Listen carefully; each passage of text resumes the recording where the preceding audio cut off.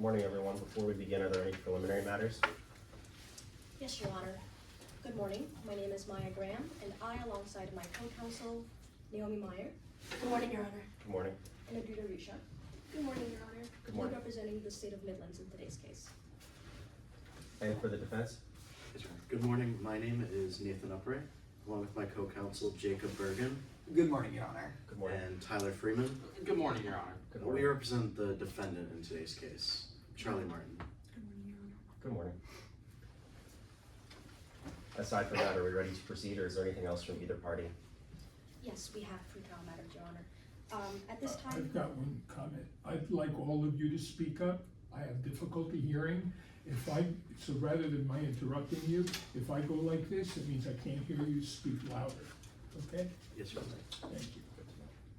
At this time, we would like to invoke Rule 603, which states that all witnesses are considered pre-sworn, and Rule 615, which states that all witnesses are considered constructively sequestered. Is there any objection? No, Your Honor. Okay, so all witnesses will be sworn, and all constructively, and every witness is sequestered, with the exception of the defendant. Is this a witness here for the prosecution sitting over here at the table? Yes, at this time, we would also like to designate Karen Rivera as our party representative. Okay then, and will this witness be present throughout the trial then? Yes, Is there any objection to this witness not being sequestered? No, Your Honor. Okay. we would also like to ask if the defense would like to designate a party representative. Yeah, so the defendants are going to be in the courtroom the entire time.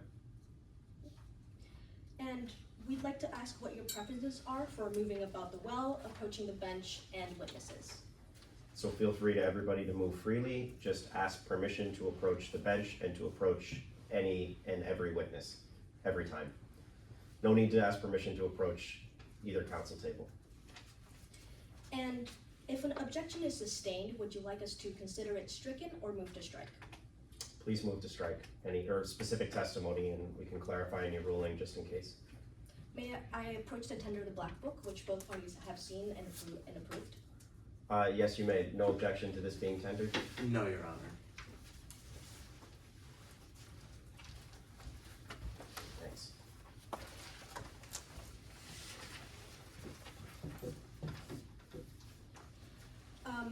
First of all, we would like to turn your attention to the Midlands Penal Code. It should be under relevant Midlands law.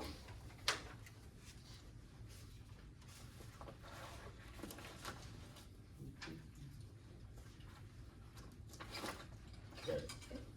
Under Penal Code 18102, the definition of purposefully essentially states that a person acts purposefully with respect to an offense when it is that person's conscious objective to behave in ways that constitute an element of the offense or directly cause it, and that person is aware of the circumstances surrounding such an event, or at least hopes or believes that they exist. Furthermore, we would like to turn your attention to stipulations.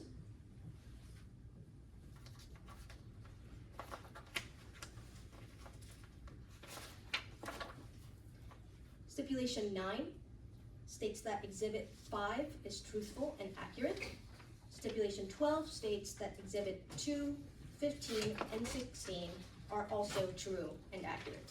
And Stipulation 15 states that Exhibit 14 was downloaded to Martin's phone on January 8th, 2025. At this time, the prosecution has no further pretrial matters and are ready to proceed. Thank you. Is there anything from the defendant before we begin? Just one brief matter. We have been noticed to offer character evidence. This document was viewed and signed by both parties prior to trial. Let the record reflect we are approaching and tendering the bench with this notice. And you've seen this? Yes.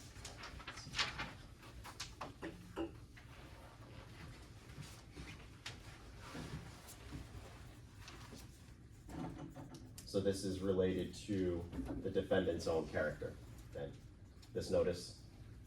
This is regarding, I believe, the character of Lennox Reynolds, a witness that will be called in today's case. So I'm seeing it, Oh, no, it is the defendant. My apologies. okay. Which witness? So this is relating to the character of the witness, of the defendant, sorry. Yes, Your Honor.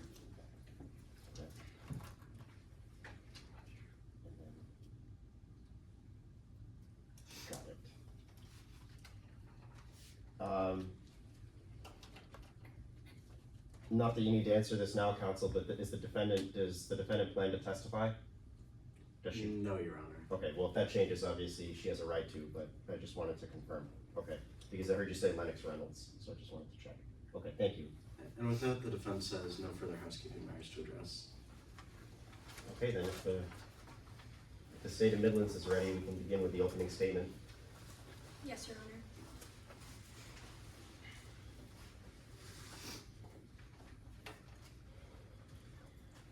Your Honor, opposing counsel, members of the jury, and may it please the court.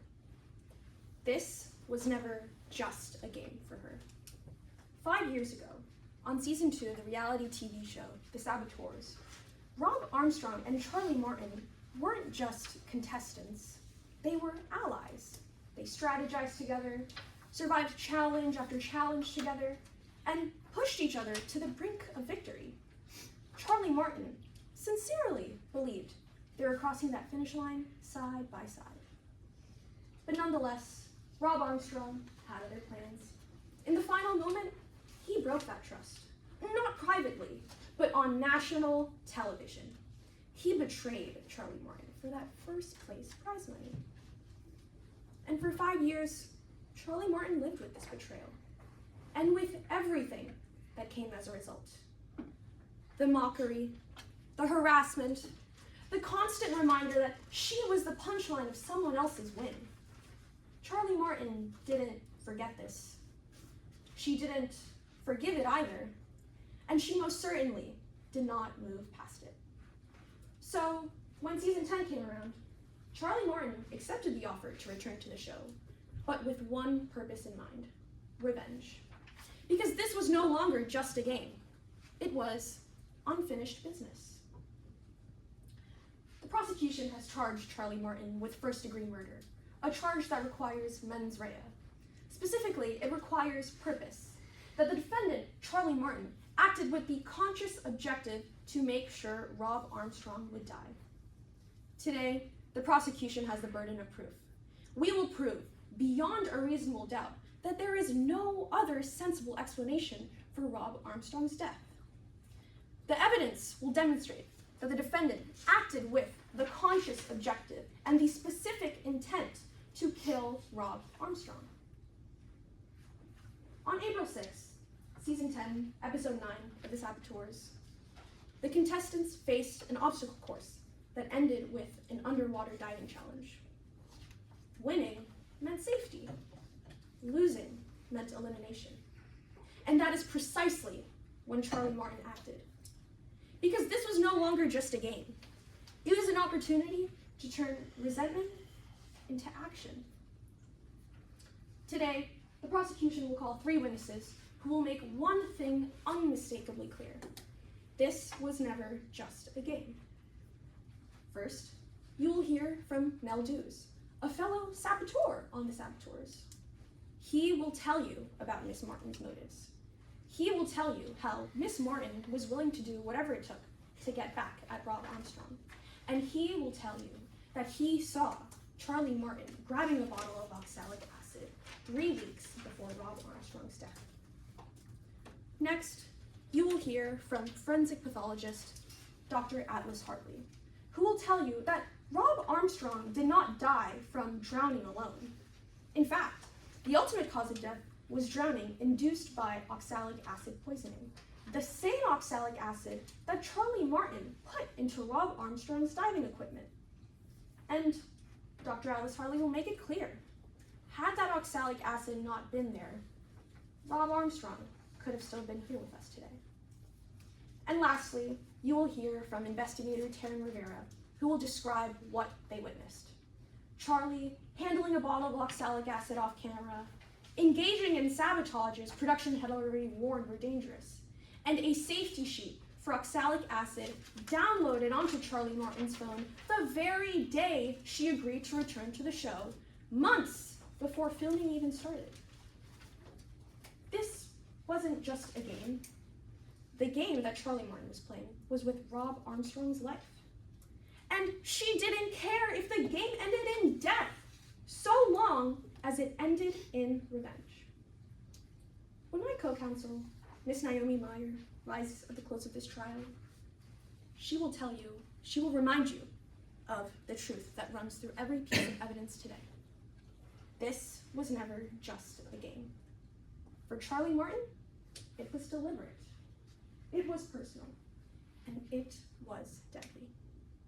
And again, Miss Naomi Meyer will ask you to return the only verdict consistent with the evidence, with the truth, and with the value of a human life. Find Charlie Martin guilty. Thank you. Thank you.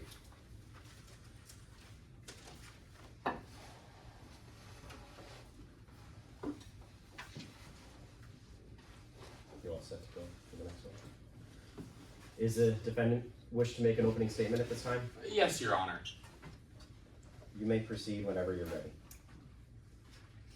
Your Honor, opposing counsel, members of the jury, may it please the court. The state skipped a suspect. Members of the jury, the state just got up here and they told you all about their investigation. How all the evidence they found, it led to Charlie Martin. How every road, it led to one suspect. Charlie Martin. But members of the jury, what they forgot or intentionally didn't tell you about is the very first suspect in today's case, Riley K. You're going to hear that Riley K was a producer on the saboteurs, a producer who oversaw sabotages, who oversaw that sabotage right before that final challenge, a producer who had access to Rob's air tank and air mask. But you're going to learn that this evidence, that isn't even what led to Riley K being this investigation's first suspect. You're going to hear that on the day that Rob Armstrong tragically drowned, Riley K, she rushed over to those server rooms. And the server rooms containing all of the footage of the saboteurs, every last bit of it, including the sabotages, including the sabotage performed that day that would have shown what happened to Rob's diving equipment. And you're going to learn that when she went into that server room, she poured buckets upon buckets of water in it, destroying the entire data center. Unfortunately for Riley K, you're going to hear that the police burst right through the doors, caught her right in the act, destroying the most important piece of evidence in today's case. But when the police went to try and stop Riley K, it was already far too late. The damage was done. The servers, they're gone. Because of Riley K, we'll never get to see what happened to Rob Armstrong's diving equipment. You're going to learn that after the police saw that, they took Riley K right into interrogation. Now, after this interrogation, you'd think that Riley K was the main suspect of the case, at least one of the suspects in today's case. But no. You're going to learn that after this interrogation, not only was Riley K dropped entirely as a suspect, they were given full and complete immunity by the state. When the state was presented with someone who blatantly destroyed evidence, they just skipped right over them and started following Charlie Martin. Now, the state in court today has to stand by that decision.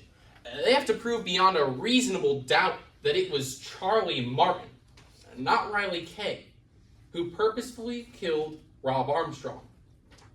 And they have to prove that beyond a reasonable doubt, the highest bar in our entire legal system.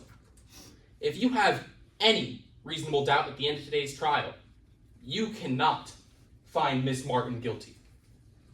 And through the three witnesses we're going to call today as the defense, you're going to have more than just a little bit of reasonable doubt. First, you're going to hear about the oxygen tank that could have caused Rob Armstrong's death that the state never mentioned. You're going to hear about that from Rowan Patel, the lead challenge designer on the saboteurs. He's going to tell you that after Rob Armstrong's dive, when Rob's body resurfaced, that air tank was empty when it should have had at least 15 minutes of air in there. And the one who supervised that sabotage? Well, it was Riley K. Next, You're going to hear from Dr. Gray Marlowe, a physician who's going to tell you about the alternate causes of death in today's case. Well, she's going to tell you that although the state says that oxalic acid is what caused Rob Armstrong's death, his death could have been caused by a lack of oxygen. She's going to tell you that lack of oxygen could come from overexertion or dehydration, but that lack of oxygen also could have come from an empty air tank. Finally, we're going to talk about the oxalic acid that the state mentioned so much in their opening statement. We're going to do that by calling Miss Lennox Reynolds, a housekeeper at the hotel where the saboteurs took place this season. You're going to hear that she found a bottle of oxalic acid with a sticky note with Riley Kay's handwriting right on it. And then, when she went to go tell the police officer in today's case, Officer Hera Rivera, about this oxalic acid that the prosecution keeps on mentioning, and that Riley Kay had this handwriting on one, and that anyone on the whole set could have gotten to it in the basement, Officer Hera Rivera never asked any follow-up questions, never came back to her, barely even listened. Members of the jury, at the end of today's trial, if you have any reasonable doubt that it was Riley Kay, the producer on the saboteurs, and not Charlie Martin who could have caused the death of Rob Armstrong, you must find Miss Martin not guilty at the end of today's trial. Thank you. Thank you, counsel. Is the state ready to call its first witness? Yes, Your Honor. The state would like to call Nell Deuce to the stand.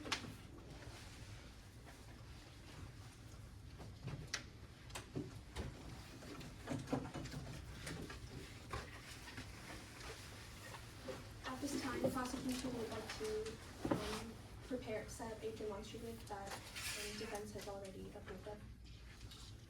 Sure, where would you like to do that? Maybe use this chair. Okay.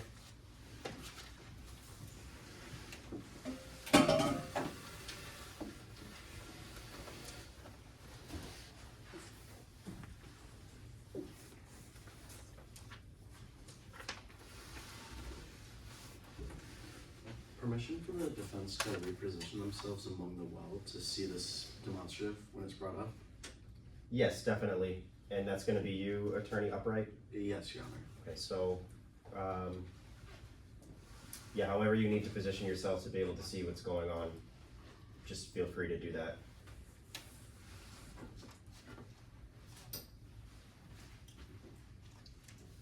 Are you setting up the demonstrative right away? So let me just ask, so it's Attorney Risha? Yes. So, is this demonstrative going to be used at the start of the testimony? Yes, Your Honor. Okay, so it sounds like it's gonna be used pretty quickly. I don't know if the defendant also wants to reposition herself, but as long as you're able to see it, is that all right, Attorney Upright? Yes, Your Honor. Okay, so, wherever you need to stand, perhaps by the agent, and then, just when if you make any objections, just direct them toward the bench, please, because I know you two are standing very close, so. And you can inquire whenever you're ready. Good morning. Could you please introduce yourself to the court? Of course. Good morning, everyone. My name is Nell Deuce, and I'm proud to say that I am a reality TV star. You know, I've had a few acting gigs here and there, but my big break was The Saboteurs. What is the Saboteurs? So, The Saboteurs is a competition reality show. It's kind of like Survivor, but I think it's much better. They get about 20 contestants from all walks of life to compete in various different challenges, and if you lose the challenges, then you are eliminated. Why did you want to join the Saboteurs? Well, after watching season 2 of The Saboteurs, I knew I had to be on that show. I remember seeing Rob Armstrong and Charlie Martin being two shoo-ins to win together, but then seeing at the very last moment Rob Armstrong betray Charlie Martin, that was reality TV gold. I just knew I too take my part in the reality show somehow. You mentioned Charlie Martin. Would you be able to identify the defendant in the courtroom today? Of course, Charlie Martin is the one over there in the black suit. Your Honor, let the record reflect that the witness has correctly identified the defendant in the courtroom today. Any objection? No, Your Honor. The record will reflect. So, Mr. Dews, What exactly was your involvement with the saboteurs? Well, I guess you could say my dreams came true a little bit. I was casted on season 8 of the Saboteurs, and I actually made it pretty far. I actually made the top 4, but I didn't end up winning the season. But I did get a call back for season 10, the All-Star season. Did you know who would be cast before arriving on set? Yeah, actually, I did. I remember on January 5th, a casting memo leaked, and I got to see who the producers were considering for the season.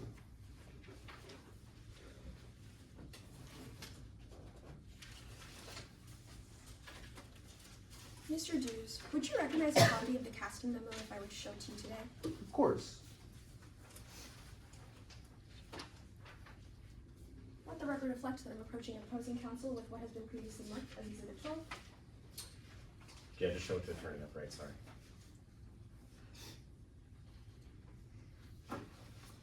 May I approach the witness with the same? Yes, yes you may. Thank you. Your Honor, would you like a courtesy copy? Sure, thank you. Mr. Dews, what did I just hand you? This is a copy of the internal casting memo that leaked before the Saboteur season 10 started filming. Is it a fair and accurate copy?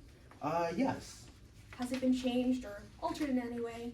Not that I know of, no. At this time, prosecution moves to enter Exhibit 12 into evidence. Per Stipulation 10, all objections regarding the admissibility of this exhibit have been waived. Is that your understanding of the stipulation? Yes, Your Honor. I have no objection to that stipulation. All right, Exhibit 12 shall be entered. Do the parties prefer, I don't remember from the meeting, is this just gonna stay labeled Exhibit 12 now? Yes. Okay, Exhibit 12 is in. Mr. Dews, what, if anything, does the casting memo say about Rob Armstrong? Well, if you turn to page 2, the memo mentions wanting a alpha strategist for the season, and I guess they thought Rob Armstrong fit into that role. Now, what does it say about Charlie Martin? Directly under where they mentioned the alpha strategist, they also wanted a beta strategist who preferably had a relationship with the alpha strategist, and I guess they wanted Charlie Martin for that role. I'd now like to talk about your experience with season 10 of The Saboteurs specifically. When did filming begin? So, as I remember, filming actually began on February 5th. We had a big cast dinner that day.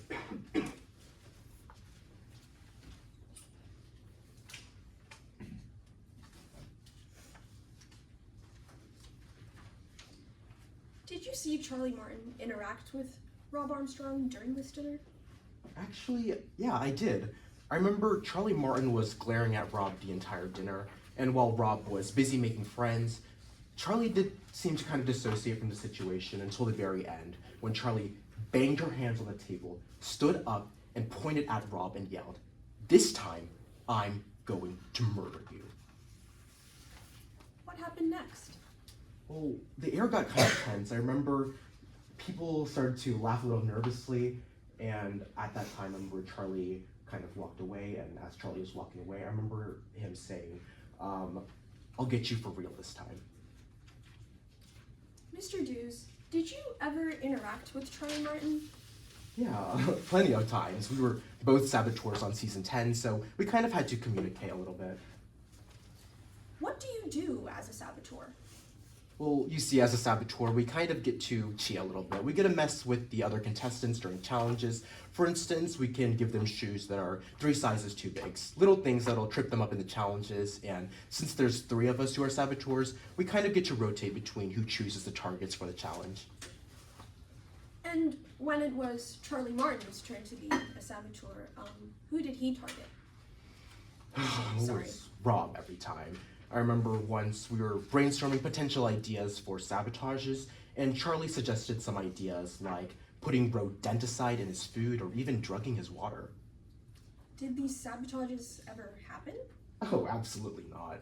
I remember Riley K, our producer, actually had to step in and choose the sabotage for that challenge because none of Charlie's suggestions seemed to be viable for the show.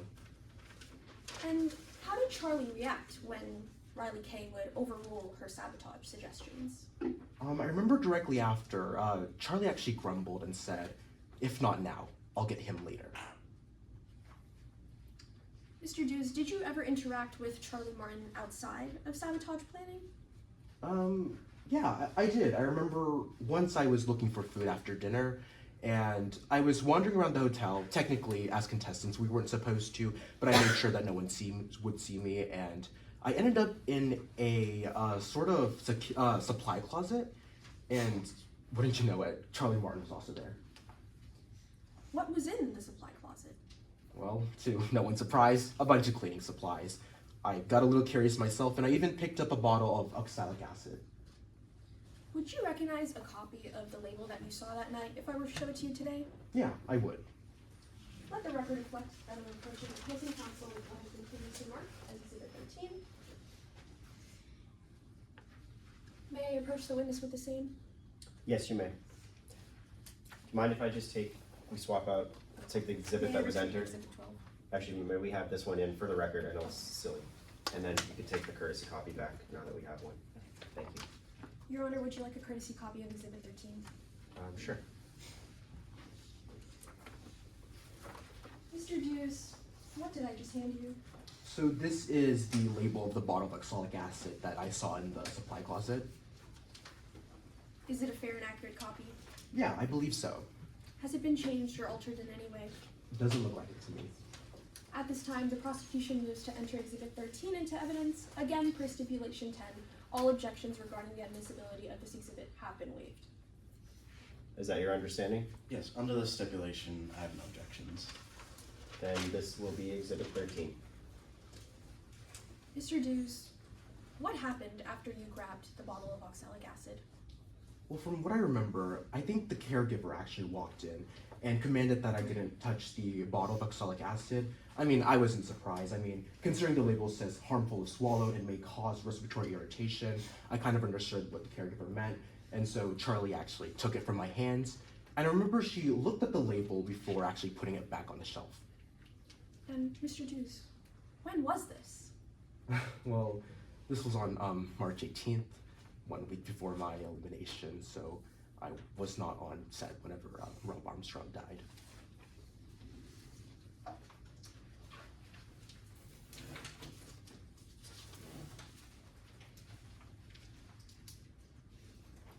And Mr. Dews, when did Rob Armstrong die? Rob Armstrong passed away on April 6th of 2025. Thank you, Mr. Dews. No further questions, Your Honor.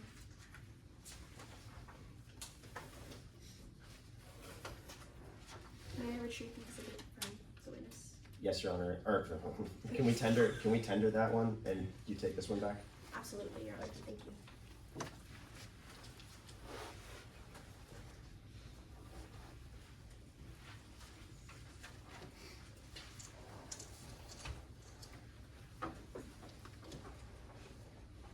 Permission to proceed? Yes, go ahead. Good morning, Mr. Dews. Good morning. I'd just like to talk about a couple things you just mentioned on direct. Now, you mentioned that Charlie slammed on the table and said, "I'm going to murder you," correct? Yeah, I remember Charlie saying that. I just want to talk about this terminology, murder. This was actually the word used for eliminations on the saboteurs. Well, that's Objection, technically... Your Honor. Attorney testifying. Overruled. I'm gonna let him ask his question. Do you want me to re-ask the question? Yes, please. So in the saboteurs, the term murder meant eliminations, correct? Technically, murder did mean eliminations, but I don't know how Charlie took it. So if Robert Armstrong was eliminated, he would have been murdered. Some could say yeah. You also talked about a bottle of oxalic acid that you saw in a cleaning closet. I did see it, yes. And Charlie Martin was in this closet with you. Yes, And she was there when this cleaning lady told you that this was dangerous. she was. And you saw Charlie Martin put this bottle back on the shelf, correct? I did see that, yeah. You never saw Charlie Martin with oxalic acid anytime after this, right? No, but I was kind of eliminated after that, so. You never heard Charlie Martin talk about oxalic acid? No. And you never saw this bottle anywhere else for the rest of your time on the show? No, the only time I ever saw that bottle was when I was in the supply closet with Charlie Martin. Moving on, you also talked about some of the sabotages Miss Martin suggested. Yeah, I did. About putting drugs in Rob's drinks, Yes. putting rodenticide in Rob's food. Yes. And just to be clear, neither of these actually ended up happening. No, they did not, because Riley K chose not to put in these sabotages for the challenge. And just to be clear, these were said in the saboteur's lair, right? Yes, they were. It was in front of you and the other saboteur. Yes. It was in front of the production team, Yes. including Riley K. Yes. And this was during the filming of the saboteurs. It was. Moving on, you also mentioned that you've been on reality TV before, correct? Yeah, a couple times. You've been on multiple shows. A few, I would say, yeah. And you like to play a character when you're on TV. You could say that a little. In fact, you think pretty much everyone plays a character on TV. Well, I can't testify to what everyone wants, but I would say sometimes I might put on a character. Oh, just to be clear, you thought that Charlie Martin was no exception to this. In some instances, sure. You thought that on the show she was acting very emotional.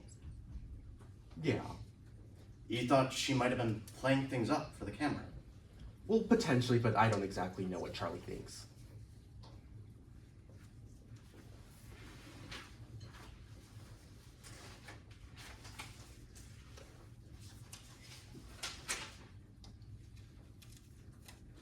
And so you have no idea how serious these suggestions were in the saboteur lair. No, but I don't remember anything like Martin's suggestions to be said in that layer. Right, you don't know if she was playing things up for the screen, I'm not aware of that, no. trying to be dramatic for the filming. I'm not aware of that either, no. I'd like to talk lastly about the start of the show. Episode 2, you were woken up in the middle of the night, correct? That's true, yeah. You were led to a secret room. Yes, I was. And in this room, you also saw Miss Martin. I did see her in the room. You also saw Riley K from the production team, Yeah, I did. and the show's host, Indigo Quaid. Yes. And Indigo Quaid told you that you were going to be the saboteurs for this all-star season. Yeah, she did tell me that. That this season, the saboteurs would be allowed to improvise some of their own sabotages. I did also hear that, yes. And he said that we need to get the show's ratings up this season. Around that sense, kind of, yeah. And Miss Martin was in the room when these statements were said, right? Yes, Miss Martin was. When she was told she could improvise sabotages. Yes.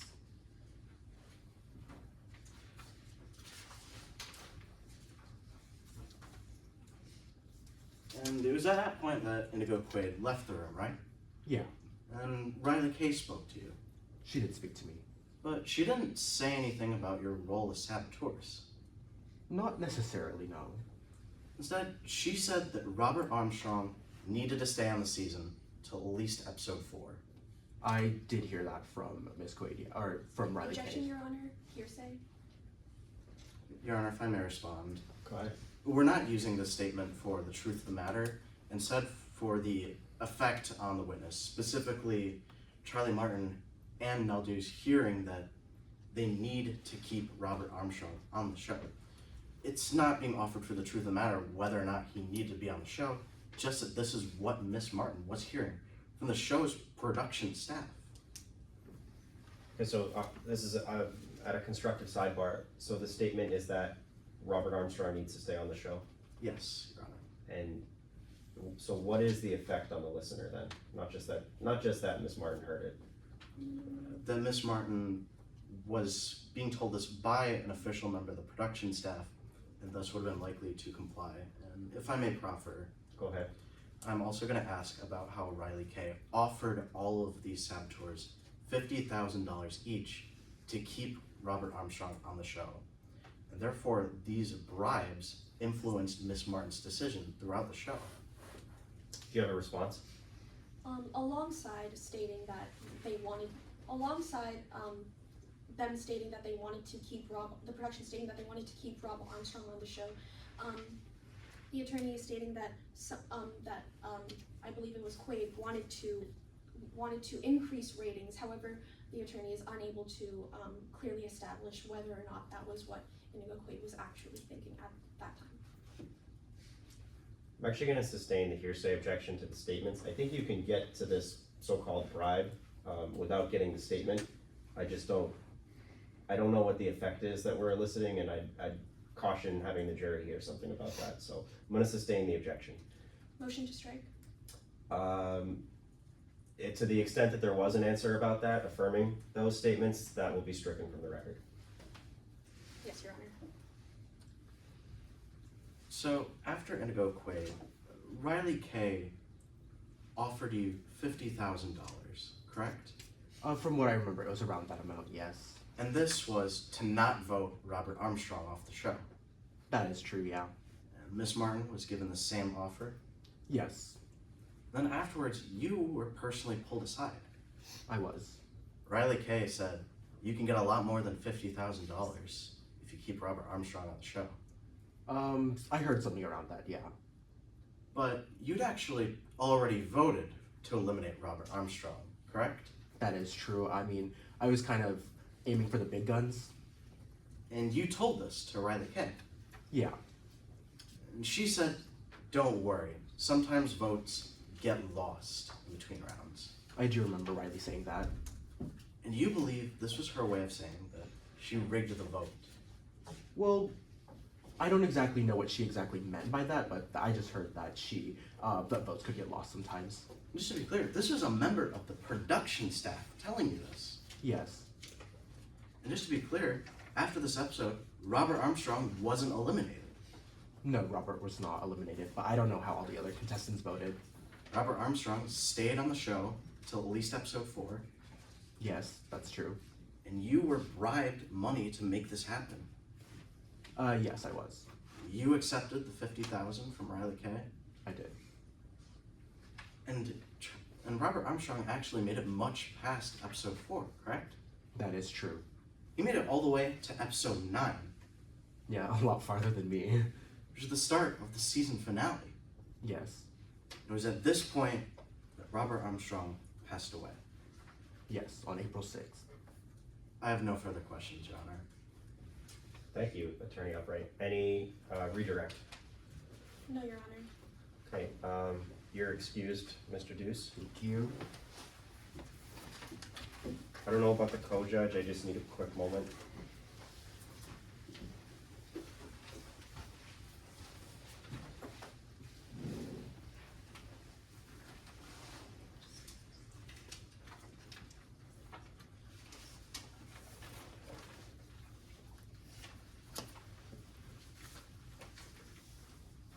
Are you ready for the second witness? Yes, Your Honor. The prosecution calls Dr. Atlas Hartley to the stand.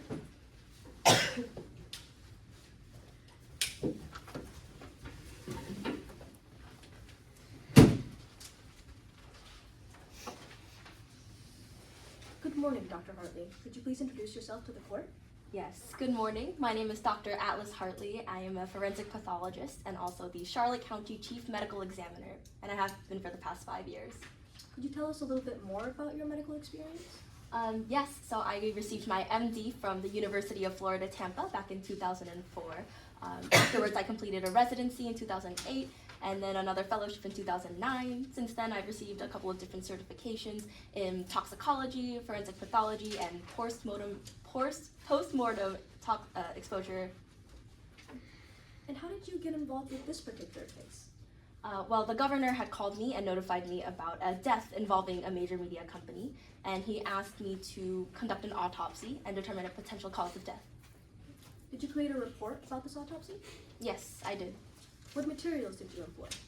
Well, I used the autopsy that I conducted as well as a toxicological analysis. I also took notes on the underwater footage of when Mr. Armstrong had drowned.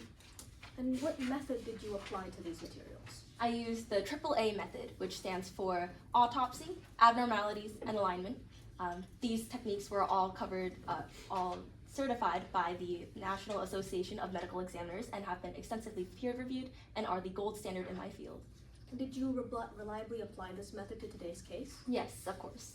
Did you have sufficient facts and data to form your conclusions? Yes, I did. Now I'd like to move on to the first step in your method, the autopsy. Would you recognize a copy of that autopsy report if I were to hand it to you today? Yes, I would. Let the record reflect that I am approaching opposing counsel who has been previously marked as Exhibit 3. Permission to approach the witness with the same. Yes. Would Your Honor like a courtesy copy? Not for this exhibit. Unless, do you want? Dr. Hartley, what did I just hand you? This is a copy of the autopsy that I conducted. And what's the purpose of this autopsy? This was to determine the cause of Mr. Armstrong's death. Is it a fair and accurate copy? Yes, it was. Has it been changed or altered in any way? No, it has not. Your Honor, now the prosecution moves to enter Exhibit 3 into evidence. Any objection? Yes, Your Honor. At this time, the defense objects to 802 hearsay, as this is an out-of-court statement being offered for the truth of the matter asserted. Yes, how is it not hearsay? I'm inclined to allow the objection. If I may respond, ahead. under 803, under Rule 803, that rules the exceptions to hearsay, it falls under statements made for medical diagnosis or treatment. Dr. Hartley had just stated that she used this report to come to a conclusion as to the cause of death of Mr. Armstrong, which is a medical diagnosis, and this witness has been entered as an expert and can reliably attest to what is on the report. Your Honor, may I respond on those grounds? Sure, go ahead. Your Honor, the 803 exception 803.4 statements made for a medical diagnosis or treatment are specifically statements from the patient to someone to diagnose them. That's to show that those statements are unlikely to be lies because the patient wouldn't lie to someone they're trying to get a diagnosis from. This exception does not apply to medical professionals who are doing a after-death toxicological report of a dead body. This statement is specifically for the statements of someone looking for a medical diagnosis. I believe the opposing counsel is misusing this exception at this time. That's my understanding too. Is there any case law in the state of Midlands that would suggest that an expert's report could come into evidence? Because if it's just based on the statement made for a medical diagnosis, I don't think this counts. I'm leaning toward excluding this exhibit. According to 803.4, prong A, if I may read, Go ahead. is made for and is reasonably pertinent to medical diagnosis or treatment. It does not specify whether that is made by an expert or by the declarant or by the patient himself. So it's okay, so I just want to ask, so who is the declarant of the statements in here? That would be Dr. Hartley. Okay, so just based on that then, I'm gonna sustain the objection and this will not be entered as an exhibit. Yes, Your Honor. That doesn't mean, counsel, by the way, and just so the parties are aware, that she can't testify to what's in there if she knows it and she prepared the report. But as far as it coming in for the jury to read themselves, at this time, it's excluded. Yes, Your Honor. May I retrieve the exhibit from the witness? Yes, you may. So, Dr. Hartley, while you were performing your autopsy, how did you approach it? Yes. So first, I took a look at the subject's medical history and noticed that he was in excellent physical condition. Then I conducted an internal and external examination of the subject. What did you find in the external examination? In the external examination, I noticed that there were some small abrasions around his nose and mouth, which was in the shape of a diving mask. Then I also noticed that there were some abrasions inside his mouth, which were all consistent with chemical burns. What did you find in the internal examination? Well, the majority of my findings were consistent with drowning. However, I did notice that the kidneys were slightly discolored, so I took some tissue samples in order to test them. I also noticed significant irritation in the bronchi and trachea, which was also suggested some sort of contact with chemicals. You mentioned a toxicological test. What did you find from these tests? The toxicological tests on the kidney tissues showed that there was calcium oxalic crystals in both of the kidneys, and the shape and distribution of them suggested that there was contact with oxalic acid. I also ran some additional tests on other various tissues and found that levels of oxalic acid were present inside of various organs up to 11 times outside of the acceptable range, which was the abnormalities part of my method. And how did you find oxalic acid entered Mr. Armstrong's system? The progression of oxalic acid suggested that it was through inhalation. Furthermore, there was no oxalic acid present in the esophagus or the stomach, and so the only other way that oxalic acid could have entered the subject's body was through inhalation of oxalic acid in some sort of powdered form. Do you have any idea how much oxalic acid entered Mr. Armstrong's system? Yes, based on the subject's physical build, I would estimate about 1 to 1.75 grams of oxalic acid. Moving on to the last step on your method, alignment. Let's go back first to the autopsy. What would the symptoms be of someone having inhaled 1 to 1.75 grams of oxalic acid? In the first 10 to 30 seconds, one would experience a severe burning sensation in the throat, and followed by immediate coughing. At approximately 4 to 6 minutes, you would notice the first signs of hypoxia. And hypoxia is when you are deprived of oxygen, so less oxygen reaches the brain and into the muscles. And at around 10 minutes, one would experience some disorientation, which may lead to panic. And it was actually quite consistent with the notes that I reviewed from the footage of Mr. Armstrong's drowning. Would you recognize those notes if I were to hand them to you today? Yes, I would.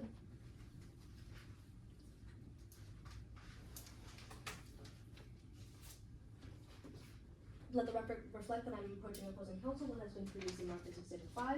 It shall so reflect. Permission to approach the witness with the same. You may.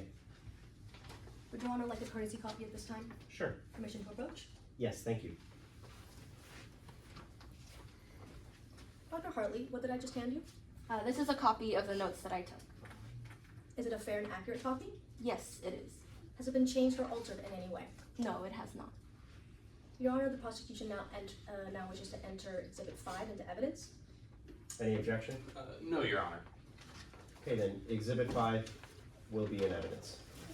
So what did you observe about Mr. Armstrong's behavior during the diving challenge?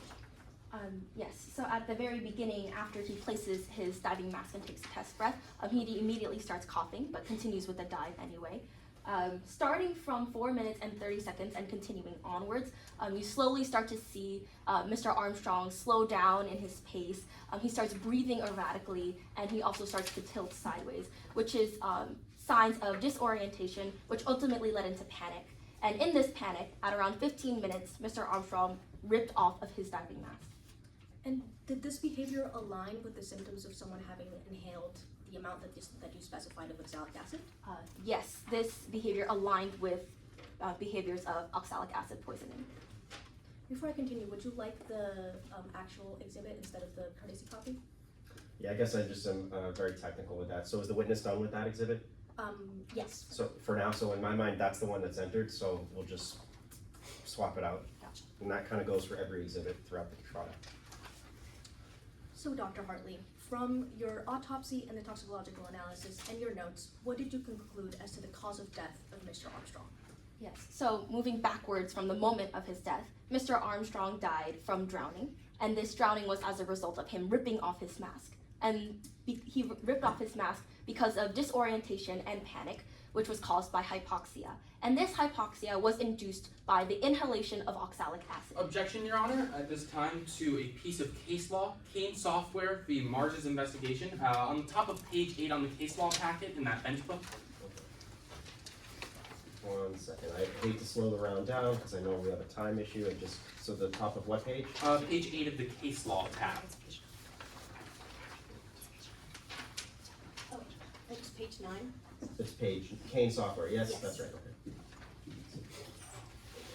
A note for Your Honor, for timekeeping purposes, crosses are paused, so there's no need to write out time. Specifically for crossing. Oh, but like for For all loss, objections. I guess I was thinking for all loss. Oh, okay. Just wanted to clarify. Thank you. If I may. Sure. Now, Your Honor, Dr. Hartley just got up and testified that the drowning and that ripping off of the mask was caused by that oxalic acid that Rob inhaled. If I could approach you with the witness's report. No. So sorry, not at this time. Just so your objection is to the opinion that was just offered. Yes, Kane Software states that experts are strictly prohibited from testifying on direct and redirect examination about any opinions or conclusions not stated in your report. Dr. Hartley just testified to a statement not included within her report. That ripping off of the mask and that drowning happened due to oxalic acid. Within the report, Dr. Hartley says that the physical fitness of the subject and their lack of underlying medical conditions renders it severely unlikely that the resulting hypoxia and drowning would have occurred absent the ingestion of oxalic acid. Not that it was caused by, that it was severely unlikely without it. That's a big distinction within science.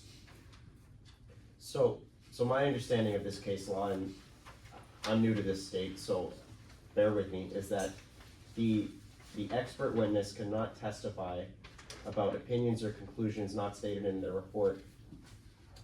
But the example given is an expert may not testify on direct, which is here, that she formed a conclusion based on evidence that came out during trial that the expert didn't previously review. To me, I'd like to hear from the prosecution after I hear from you in a second. It sounds like this is an issue for cross-examination, but again, that might be my misinterpretation of the case law. So explain to me what. Yes, Your Honor. That is simply one example of something an expert can't do, is use the testimony in court to then form a new conclusion. Kane software bars experts from making any conclusions or testimony not strictly stated in their report. It doesn't have to be new information that came out in court. It just has to be something that is not stated in their report or directly contradicts their report. I'm gonna wanna ask about the report next, but first let me hear how this doesn't apply. Or whatever your response is, go ahead, please. Yes. First of all, like you stated, the example does say that an expert may not testify on direct or redirect examination that they formed a conclusion based on evidence that came out during trial. All of her observations and conclusions came from while she was conducting the autopsy. That does not have to be strictly included in the report. And she does not rely on any information from previous witnesses during the duration of this trial. So, before you respond, so counsel, I think, so that, now my issue is apparently there's something in the report that she testified to, or there's something that's not in the report that she just testified to. Basically a conclusion or opinion. So actually, if either one of you has it handy and can approach, Yes, let me Your see Honor. the conclusion in the report. Direct you to this last paragraph, specifically the last sentence in this paragraph I'm referring to, as well this whole last paragraph applies.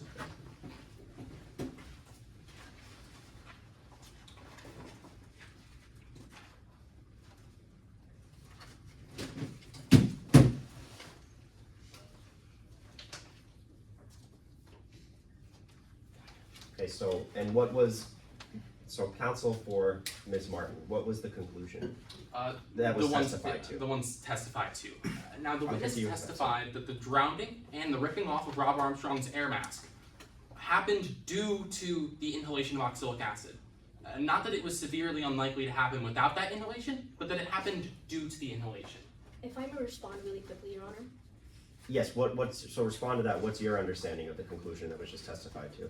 In my understanding, the expert witness did not directly say that the cause of death was oxalic acid poisoning, but that she believes the hypoxia occurred from oxalic acid poisoning. There are several layers to her conclusion that that are not directly causal. The ultimate cause of death, she does state, is drowning, but there are several steps in which one of them was caused by oxalic acid poisoning, and that is the hypoxia. Your Honor, may I respond? Sure. Your Honor, it is also my understanding that the witness just testified that the ultimate cause of death was drowning. That is not disputed. I did not claim that the witness just testified that the cause of death was by the inhalation of oxalic acid, but that hypoxia, which caused the drowning, was due to oxalic acid. And if I could read out the last sentence of Kane software. When an objection is made under Kane software, the trial court should ask the proponent of the testimony to refer the trial court to where the proposed testimony is contained or otherwise referred to in the expert's disclosure to ensure that the record is clear. Alright, so let's do that, because actually, at this point, I'm inclined to overrule the objection. I don't think there was too much of a difference between what's in this last paragraph, or it's seemingly in the last page versus what was said, at least, but that's my memory, and maybe the defense has a different memory of it. Unfortunately, we don't have a record to look back on.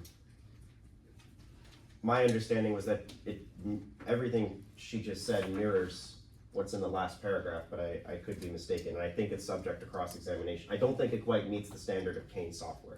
It doesn't sound like it's differentiating too much, and I understand the case law says any sort of difference.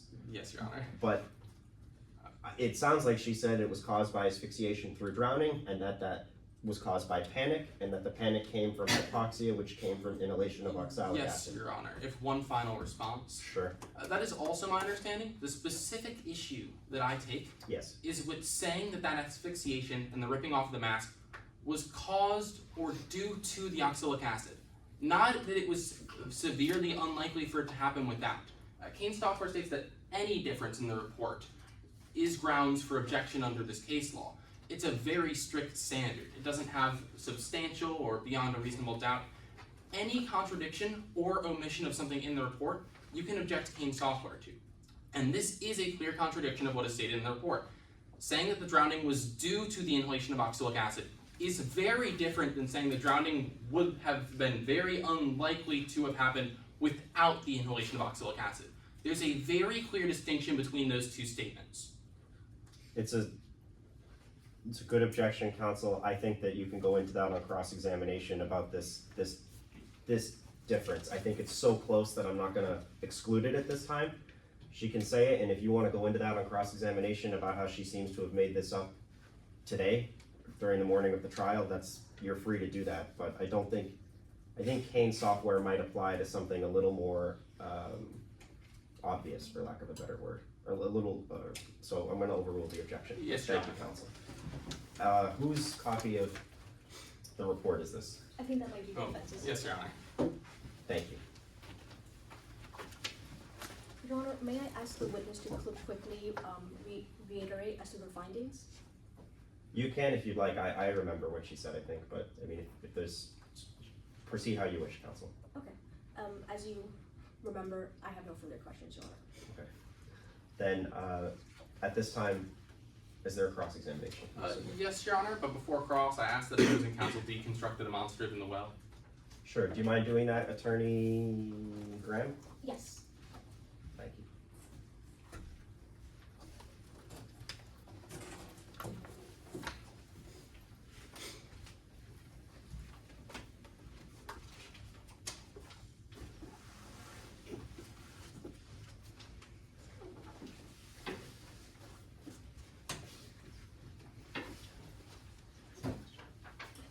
You may inquire when you're ready.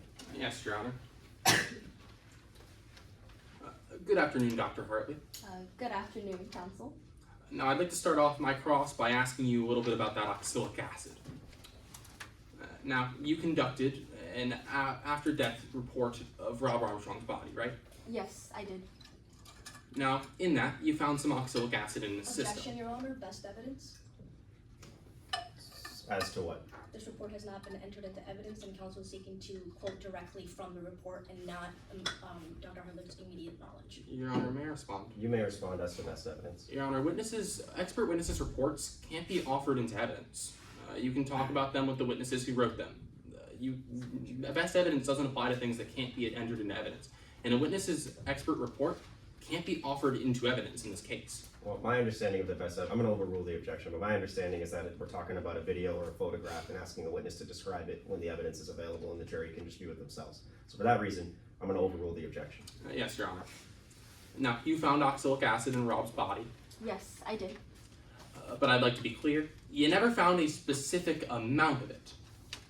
No, I estimate that approximately 1 to 1.75 grams was in Mr. Armstrong's body to a reasonable degree of scientific certainty. Well, but you didn't find a specific amount in his bloodstream. I mean, I did find some traces of it in his bloodstream up to I believe it was approximately 3.5 times the normal amount. However, I don't know how much Mr. Armstrong actually inhaled. Besides my estimate between 1 to 1.75 grams. And you also don't have a specific amount in his kidney tissue. No, like I said, my estimate is the best that I have. As you just said, you only have an estimate. Yes, but it was, I've conducted autopsies on over 6,000 people, and so I have pretty extensive knowledge on how to conduct and go about these things. So I am a forensic pathologist. It is part of my job, so I would like to think that my estimates are pretty accurate. And that estimate of yours, it's between 1 gram and 1.75 grams. Yes, it gives room for error. That's a pretty large range. Yes, precisely because we don't know exactly, I gave a little bit of a wider range so that, there wouldn't be too inaccurate of an estimate. And because it's an estimate, it could be outside that range. Yes, that's a possibility, but I mean, I would like to think that in my expertise that I would know better than to give an inaccurate estimate. But the amount of oxalic acid in Rob's kidney could be below 1 gram. Objection, Your Honor, asked and answered. Overruled. I don't think that was already asked and answered. Would you like me to ask the question? Yes, please. Now, that amount of oxalic acid in Rob's kidney tissue could be less than 1 gram. Yes, potentially, but as I again stated, based on my expertise, it is most likely that it is between 1 to 1.75 grams. Well, now I'd like to talk about Rob's dive itself. You analyzed the footage, Yes, I did. and in that, you watched him do the dive. Yes, I did. You saw that he showed early signs of hypoxia 5 minutes into the dive. Yes, approximately. He started really struggling while swimming, Yes, he did. and you were aware that the divers were on standby for that dive? I believe so. I wasn't really a part of the production team, but I believe that there were supposed to be safety divers. And you know that the divers weren't sent in at this point. No, they weren't sent in until I believe towards the end of the footage. And then 8 minutes into that footage, Rob started showing moderate signs of hypoxia, right? Yes, that is true. He started being disoriented. Yes. But even then, the divers weren't sent in. No, I don't believe so. Again, they were sent in towards the end of the footage. Now, when you arrived on the scene, Riley Kate told you that divers were sent in. Yes, she did. Objection, Your Honor, as to hearsay. Your Honor, may I respond? Yes. Your Honor, this is not for the truth of the matter, as both parties agree that at some point divers went in to retrieve Rob. The statement is to show that Riley K said it, and it goes as to Riley K's knowledge, as this isn't a fact contested in today's case. Do you have a response to that?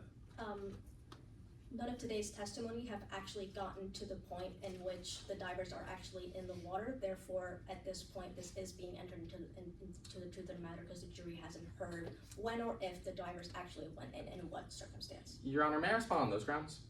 Yes. Your Honor, as prosecution mentioned in their pretrial, as per stipulation 9, both parties agree to the truthfulness of Exhibit 5, which was just submitted on this witness. That exhibit says the divers were sent 15 minutes in. Both parties already agree that the divers were sent in to save Rob. Oh, is that in evidence already on Exhibit 5? Yes, Your Honor. Okay, so counsel, why do we need the statement? Your Honor, this isn't for subsequent action. This is for foundation that's asked further about Riley K's actions, as we're actually going to ask about a lack of a statement. I'm going to ask this witness that Riley K didn't tell Dr. Hartley what time the divers went in, how he specifically withheld information. Okay. I'm going to overrule the objection at this time, but feel free to re-raise it if we're going a little afar or a little adrift of why we're asking this question. Yes, Your Honor. Yes, Your Honor. Would you like me to re-ask my question? Yes, please. Now, Riley K told you the divers went in, Yes. but he never actually told you what time they went in. No, she didn't. I saw it on the footage that I reviewed later. As you just said, you only found out exactly how long it took the divers to go in until you read the video transcript. Yes, that is true. Now I'd like to talk about another thing Riley K told you. He told you that there was CPR conducted on Rob Armstrong. Yes, I believe for approximately 27 minutes. Yeah, for around 27 minutes, as you just said. Yes. And that's quite a long time to be doing CPR.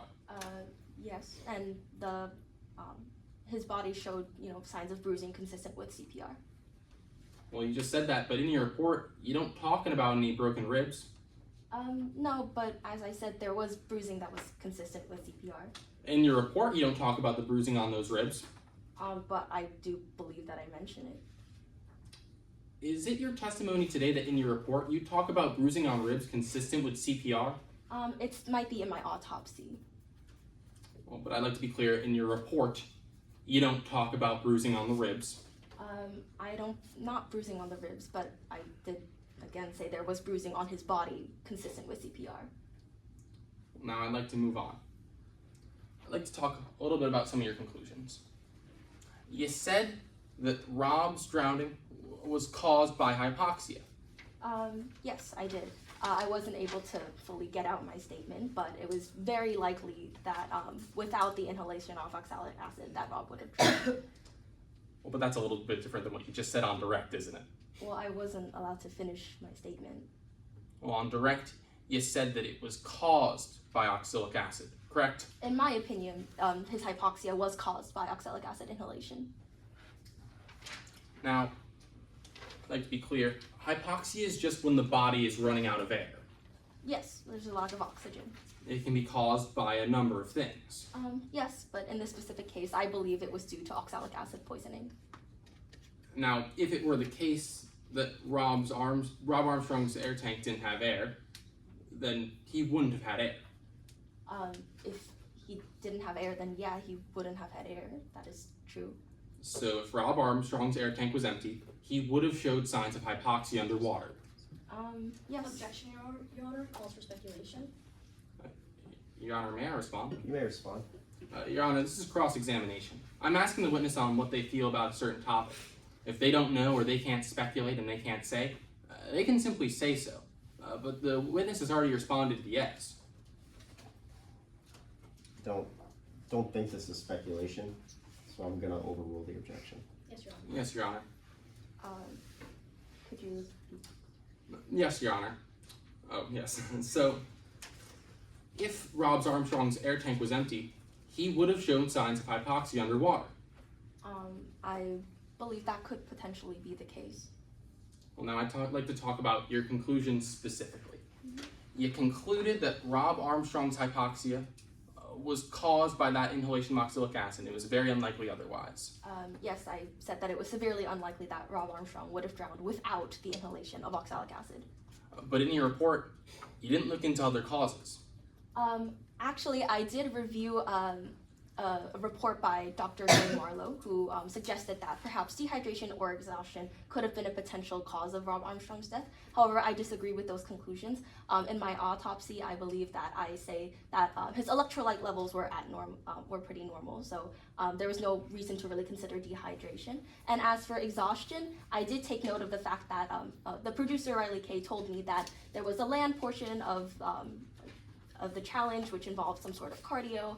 And so I did take that into consideration, but there was no really reason to look into that further. Well, despite you reading Dr. Gray Marlowe's report after writing your report, I'm asking about your report. You didn't look into other causes.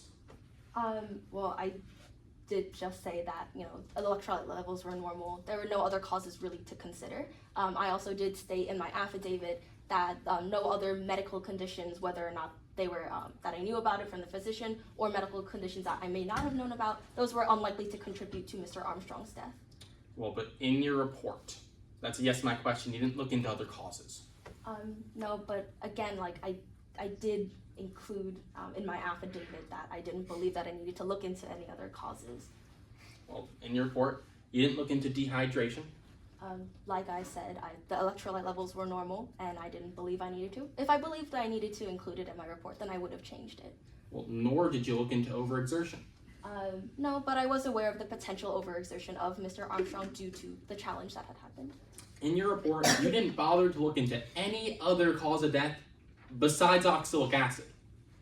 Well, it wasn't necessarily that I had oxalic acid in mind. It was through the process of my report that I noticed that there was oxalic acid. I didn't necessarily go into the autopsy or the subsequent report thinking that there was this particular cause of death.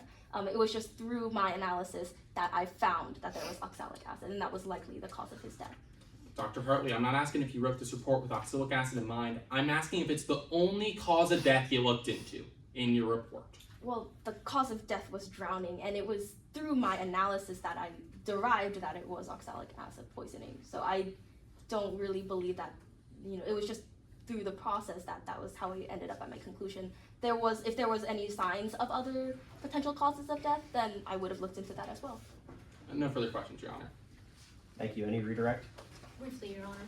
Go ahead. Could you explain to the court again the purpose of hypoxia in your analysis?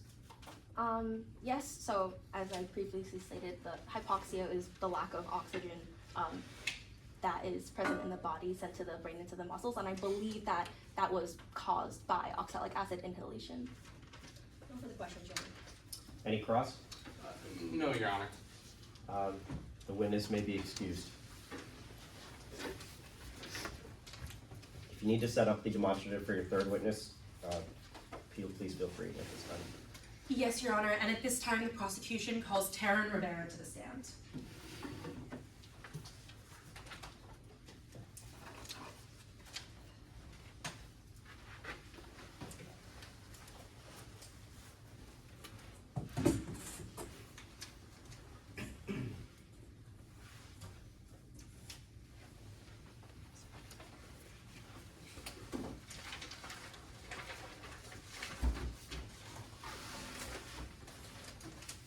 And Your Honor, would opposing counsel like to again enter the well so as to see the demonstrative? That is up to you, Mr. Bergen. Yes, Your Honor. And yes, I would like to enter the well.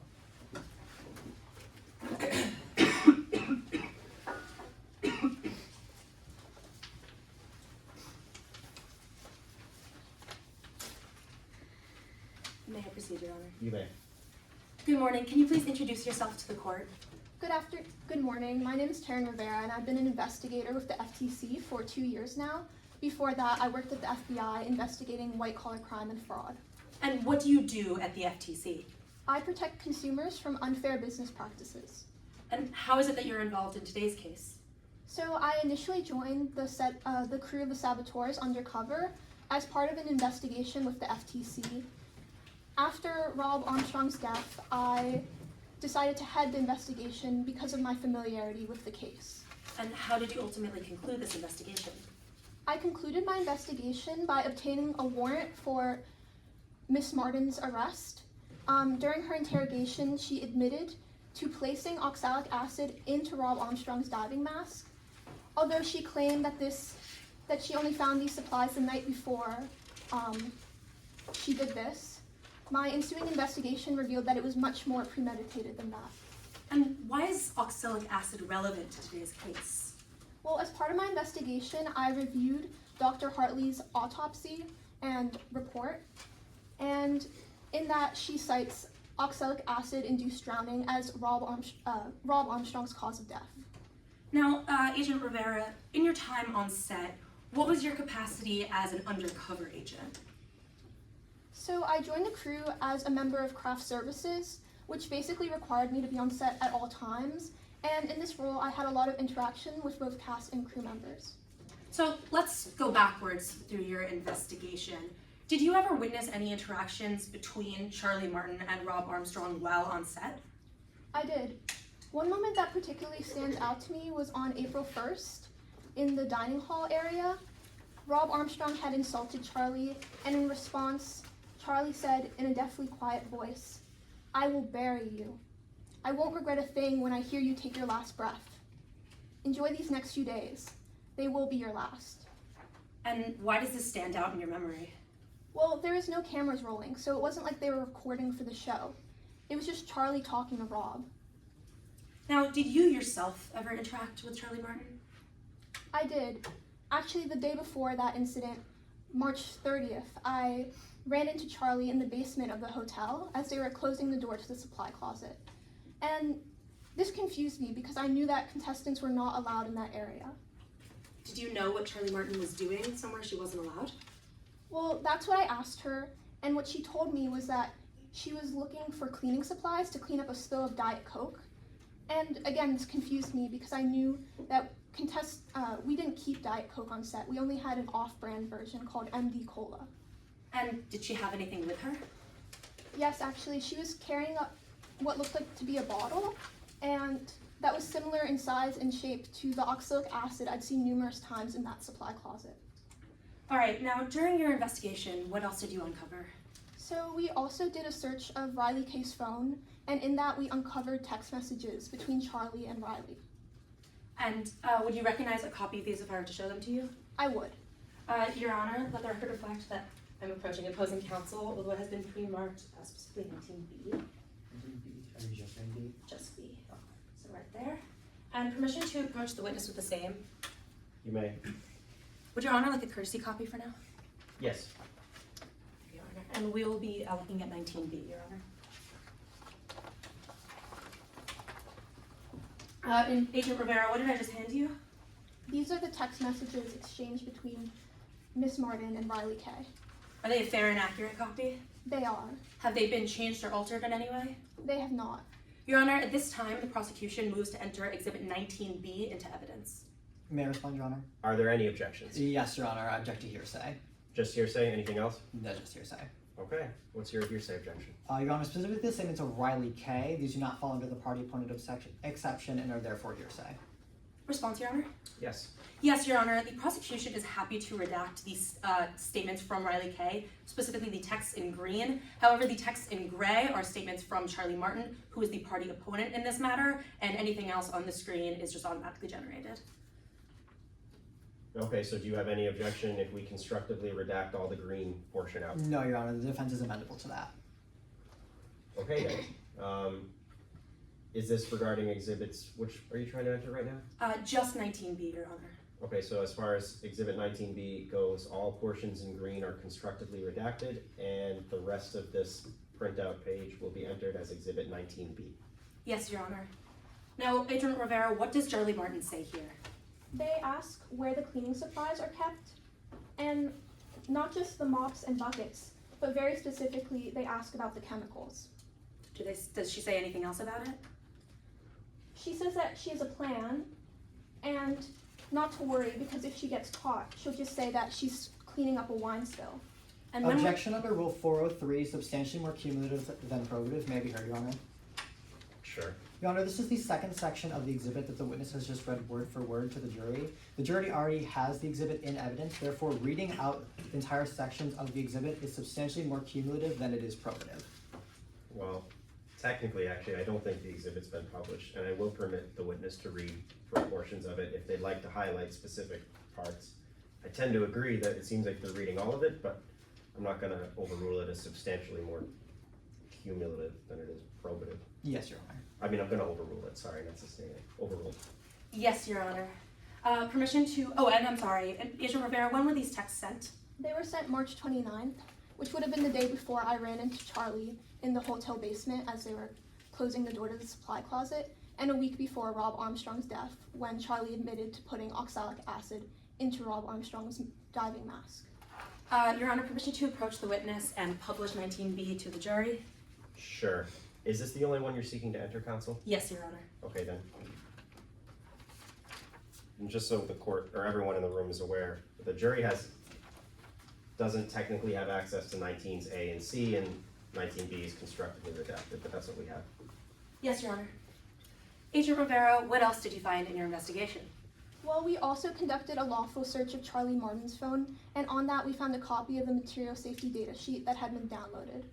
And would you recognize this if I were to show it to you? I would. Your Honor, let the record reflect that I am approaching opposing counsel with what has been previously marked as Exhibit 14. And permission to approach the witness and bench with the same. Yes. Courtesy copy, Your Honor. Thank you. Agent Rivera, what did I just hand you? This is the material safety data sheet that had been downloaded onto Charlie Martin's phone. Is it fair and accurate? It is. Has it been changed or altered? It has not. Prosecution moves to enter Exhibit 14 into evidence. Objection under Rule 802, hearsay. Okay. What's your response? Yes, Your Honor. Under Rule 8038, exception to hearsay public record, this material safety data sheet is a public record. As you can see in the top corner, if I may proffer, there is a seal from the Midlands Product Safety Commission. Further, it is actually stipulated in this case that this is what it purports to be. It is generated by the Midlands Product Safety Commission, which is a public office. Did you stipulate, counsel, that what was found on the phone is an actual accurate representation of the public record? Yes, Your Honor. Okay, so then I'm going to overrule the objection and Exhibit 14 will be admitted. Now, what does this contain? It contains the hazards associated with oxalic acid, specifically when inhaled. Some of them had fatal. And when was this downloaded to Martin's phone? It was downloaded on January 8th. Your Honor, permission to approach to publish this to the jury? Yes, you may. There you go, Your Honor. Thank you. Now, did you find anything else on Ms. Martin's phone? Yes, I also found texts between Riley and Charlie. And would you recognize these if I were to show them to you? I would. Let the record reflect I'm approaching opposing counsel, although it has been pre-marked as Exhibit 18. Permission to enrich the witness with the same. Yes, you may. And would Your Honor like a courtesy copy? Just to make it easier time-wise, we'll just wait. Okay, yes, Your Honor. Now, if I could point your attention to Exhibit 18A, what is this? These are some of the texts sent between Riley and Charlie. Are they fair and accurate? They are. Have they been changed or altered in any way? No, they have not. At this time, prosecution moves to enter 18A into evidence. Any objection? Well, once again, I object 802 to the statements of Riley K specifically. Okay, and your response? Yes, Your Honor, once again, we are happy to redact Riley K's statements, which in this case are the green bubbles. All the blue bubbles are party opponent. The gray bubbles? Redacting the gray bubbles, Your Honor. Do you have any issue with that, counsel? No, Your Honor, the defense is amenable to that. Okay, so then Exhibit 18 will be, is taken as Exhibit 18, except the gray parts are constructively redacted. Agent Rivera, what does Charlie Martin write here? Charlie is writing about the task list that had leaked. As Nell Deuce testified earlier, this included Rob Armstrong. They proceed to say he'll die, referring to Rob, before I let that happen. And if I could turn your attention to 18D, what is this? These are more texts between Riley and Charlie. Are they fair and accurate? Yes, Have they been changed or altered? they have not. Prosecution moves to enter 18D into evidence. Same objection, Your Honor. Okay, so then is the timing pause for this portion? Yes, Your Honor. Because we're in the objection still, all right, so Yes. does the state of Midlands have an objection to redacting the portions that do not apply, or that aren't the party opponent? No, Your Honor. Once again, we are amenable to redacting the two gray bubbles, which are Riley K's statements. Okay, then, so, this is 18D. Yes, Your Honor. 18D will be in, but the gray portions will be constructively redacted so that it only reflects the statements of the defendant. Yes, Your Honor. What does Charlie Martin ask here? Charlie Martin asks how strict they would be about the rules regarding sabotages, and then goes on to say that they have plans and backup plans. And this was sent on January 8th. So, Agent Rivera, how did you conclude your investigation? I concluded my investigation by obtaining a warrant for Charlie Martin's arrest. Thank you, Agent Rivera. No further questions. And Your Honor, permission to publish this to the jury as well? Yes. Thank you. Would opposing counsel like me to deconstruct the demonstrative? Yes, please. Okay, one moment.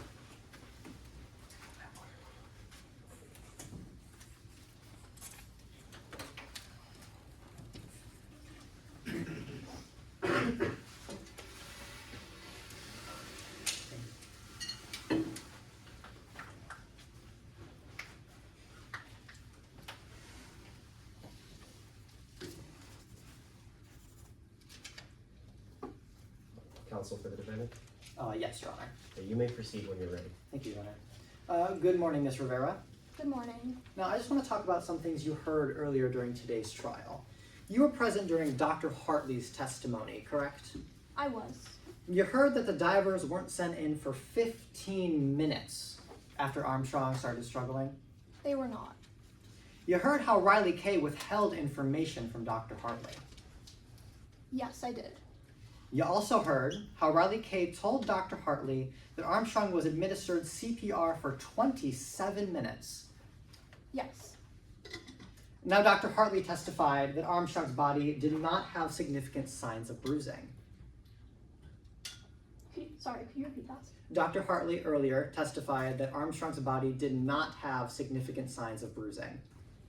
If I remember correctly, I believe Dr. Hartley testified that they had signs of bruising on their stomach.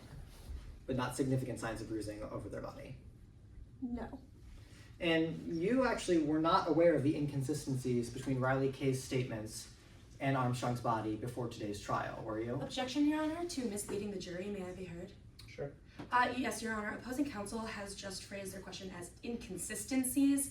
However, this word inconsistencies misleads the jury towards the fact that there may or may not be an inconsistency, but is the prosecution's contention today that there actually were not inconsistencies.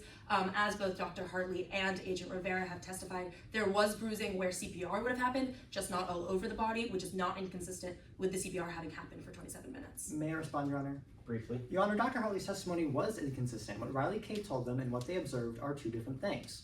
Riley Kay said they had performed CPR for 27 minutes. If that were the case, there would be significant bruising on Armstrong's body.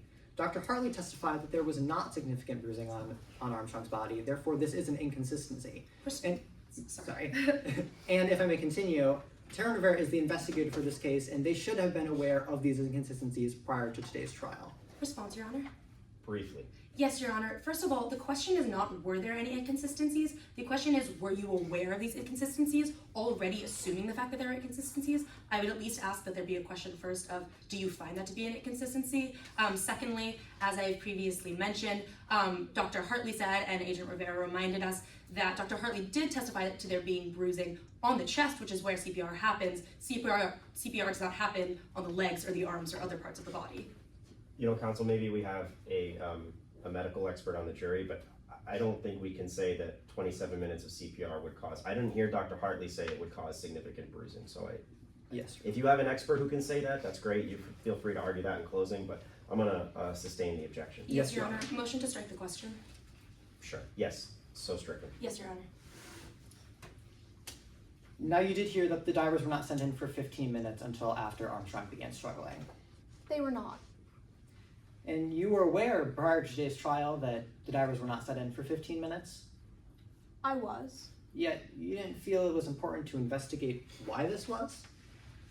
No, my investigation focused on the culprit in today's case, not potential issues that the production staff had in retrieving Rob Armstrong from the water. Right. You did not investigate potential issues the production staff had, correct? No, I want to talk about your background, Mr. Lura. You're an investigator, correct? I am. But you're not a murder investigator. No, my focus is specifically on white-collar crime and fraud.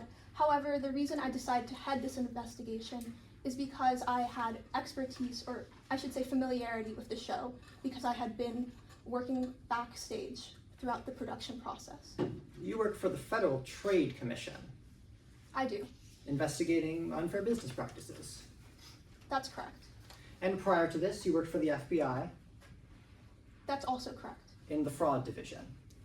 Yes, You worked on things like white-collar crimes. I did.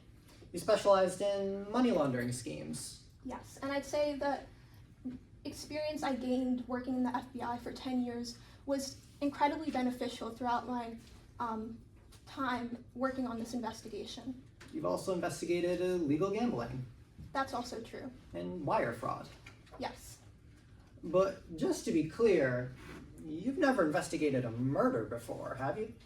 no, I have not. But as I explained, my time working on the show gave me a special knowledge or familiarity that I wouldn't have otherwise had, or another investigator might not have had. But you've never investigated a violent crime before. I have not, but as I said, I have 12 years experience investigating, and in that time you gain skills that are easily transferable across different crimes. But in those 12 years, you've never investigated a drowning. I have not. This is actually your first murder trial. That's correct. So let's talk about what you did during your first murder investigation. Now, your first suspect, it wasn't Miss Martin, was it? Well, my first suspect for the murder was Miss Martin. My first suspect for potential tampering was Riley Kay. Exactly. Your first suspect was Riley Kay. Now, Riley Kay was a senior producer on the Saboteurs, correct? They were. She oversaw sabotages. She did. She had access to the Saboteurs areas. That's also correct. And she handled the Saboteurs equipment. Yes. Now, it was actually Riley Kay's admissions that even made you suspect Miss Martin in the first place. Yes. Now, I want to talk about your investigation. You never actually searched Hotel Lux, did you? I did not. You never searched the cast members' rooms? No. You never searched the producers' rooms? No, I did not. You didn't search the show's sets? No. You don't know how many people stayed in that hotel, do you? I don't know an exact number off the top of my head, but it would have been all the crew and cast members. You never investigated the hotel staff? No. Now I want to talk about the cause of death. You believe that Rob Armstrong was poisoned and died from that poison, correct? Yes, following what Dr. Hartley explained in their testimony, I used that in my investigation. But you're aware that Armstrong was wearing an air tank when he went under the water, correct? I was aware of this. And that air tank was completely empty when he was pulled out of the water? Objection, Your Honor, to lax foundation. May I be heard? No, that's, sure, go ahead. Yes, Your Honor. Even though this is a cross-examination and Agent Rivera is free to answer, I don't believe these sufficient questions have been laid for how Agent Rivera would know that it had been emptied, and I would ask that that foundation be laid before asking this. Oh, I see, all right. I heard that the tank was empty, not that it had been emptied. Yes, Your Honor. Regardless, the fact that the tank was empty, we haven't heard any questions of whether Agent Rivera saw the tank herself, how she knows it was empty, whether she looked inside it, anything like that. Fair enough. Can you lay that foundation, counsel? Yes, Your Honor. Motion to strike the question, Your Honor. Sure, strike it. Yes, Your Honor. Now you saw that Rob Armstrong was wearing a tank when he went in the water, I did. and you investigated this tank after the fact. Yes, afterwards I went to the lagoon where they kept the equipment, and there was a crew member there, and we saw that the tank was depleted of oxygen, even though it should have had 30 minutes of oxygen. Exactly. It should have had 30 minutes of oxygen in that air tank. Yet, is that a yes to my question? Yes. Yet after only 15 minutes in the water, it was completely empty. Yes, I believe that's because of the extra exertion Rob Armstrong would have been undertaking due to the poisoning, the hypoxia, caused the air supply to be depleted more quickly. Now you never investigated why that air tank lost an extra 15 minutes of air. Well, as I explained, it would have been because of the overexertion that Rob was experiencing. You never checked for fingerprints on the air tank. No, I did not. Now I want to talk about what you did see. Now immediately after Armstrong was pulled out of the water and was dead, you went into the control room. I did. And when you entered the control room, you saw Riley Kay. Yes, They were running around the room in a frenzy that's correct. and pouring water onto the servers. Yes. Now when Riley Kay did this, she destroyed potential evidence, correct? Yes, and as a result, we had to arrest her for tampering with evidence. She destroyed all of the raw video for the saboteurs, That's correct. all of the raw interviews, Yes. and all of the raw sabotages. Yes. Yet you gave her immunity. Yes, that's correct. Now I want to talk about what that means. That means Riley Kay cannot be charged for the murder of Rob Armstrong. No, they cannot be. Riley Kay cannot be prosecuted for the murder of Rob Armstrong. No. But throughout my investigation, I found that there's no reason to suspect them for the murder. Tampering, yes, but murder, no. You made it impossible to prosecute the person who destroyed potential evidence, correct? That's correct. I have no further questions, Your Honor. Any redirect? I don't believe we have time, Your Honor, so I just ask that the witness be allowed to step down. You may step down. And Your Honor, at this time, the prosecution rests its case in chief. Thank you, counsel. I'm told there's no motion for a directed verdict in this case. It's that the party's understanding. Is that right? So Yes, Your Honor. does the defense wish to make a case or present evidence? Yes, Your Honor.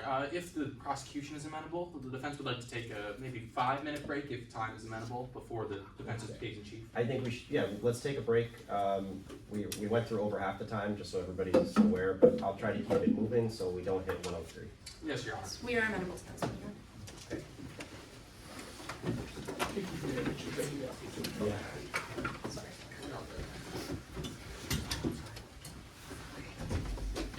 So sorry. Go ahead.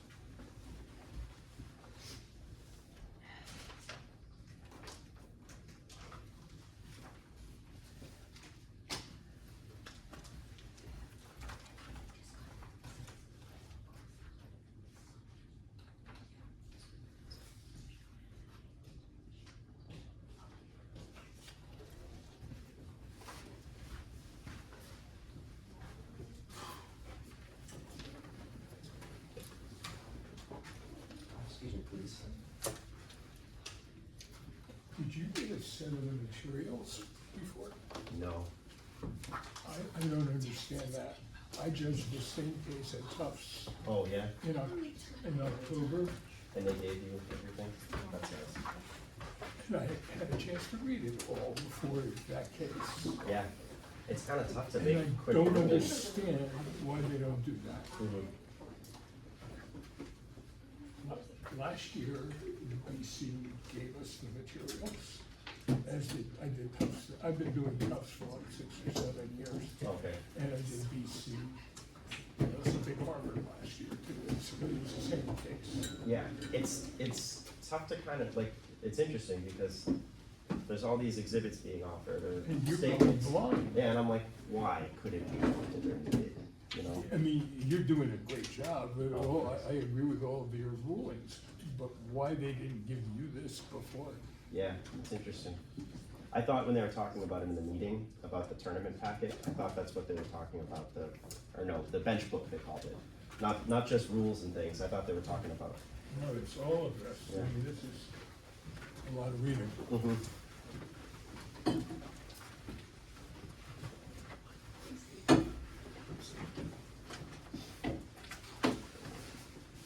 Maybe seated.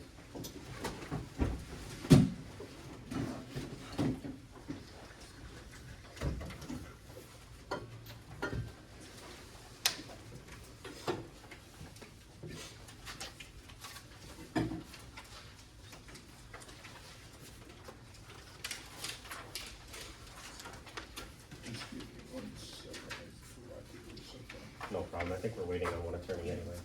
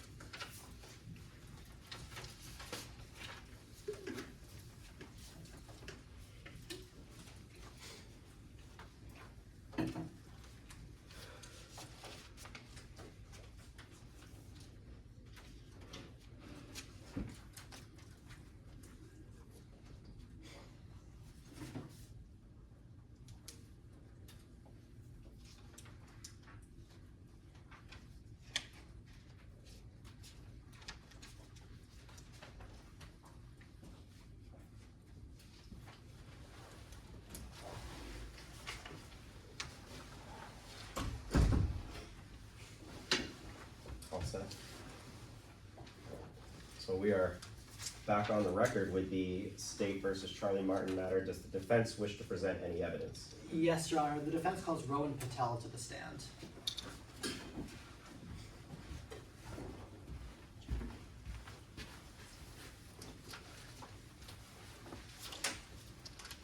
May I proceed, Your Honor? You may. Please state your name for the court. Howdy, y'all. My name is Rowan Patel. And what do you do for a living? Well, I'm very proud to say that right now I'm opening up my very own mechanic shop, Patel's Parts.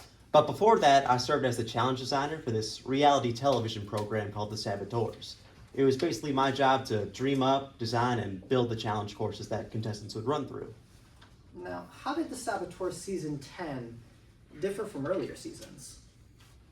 Season 10 was our all-star season. That basically meant that all the cast members were returners from previous seasons. Two of our most anticipated returners were Charlie Martin and Rob Armstrong. Now, Mr. Patel, how long have you worked for the Saboteurs? 10 long but very fulfilling seasons. See, back in the show's very early days, I used to dig out all the mud pits by hand myself. Then around season 7 or so, some of the more smart-mouthed interns started calling me Grandpa, so now they dig the mud pits, and I sit back and have a Coors Light. Now, I want to talk about the last day you worked on the Saboteurs. Could you tell us about the morning before Armstrong's death? Yeah, that was April 6th, 2025. That day we were supposed to be filming the challenge for episode 9, but we had to cut short on account of the tragedy that occurred with Mr. Armstrong. Well, how do you normally prepare for filming? Well, we always do a safety briefing, especially for the more physically demanding challenges like that of episode 9. And what safety precautions do you implement for the challenges? Well, typically we go through all the different ways that contestants can seek help on the course if they need it. I personally built escape routes for all the land obstacles, and if they found themselves in the underwater segment, we had emergency signals in place. Well, what was the emergency signal? If you were underwater on the show and ever wanted a safety diver to come rescue you, all you had to do was make a big X with your hands like this. You know, it's kind of like that one Marvel superhero movie my son loves, Black Tiger. Now, Mr. Patel, was this emergency signal in effect for Armstrong's challenge? It certainly was. We used the same signal for every single season. And what other safety precautions do you use? Well, we're pretty high tech on the saboteurs, so we also have these underwater cameras to watch the divers and the contestants during the dives. And we also have those safety divers that I mentioned. Was Miss Martin aware of the emergency signal? She was. We ran it through all the contestants numerous times throughout the season. And was Miss Martin aware of the safety divers on standby? She certainly was.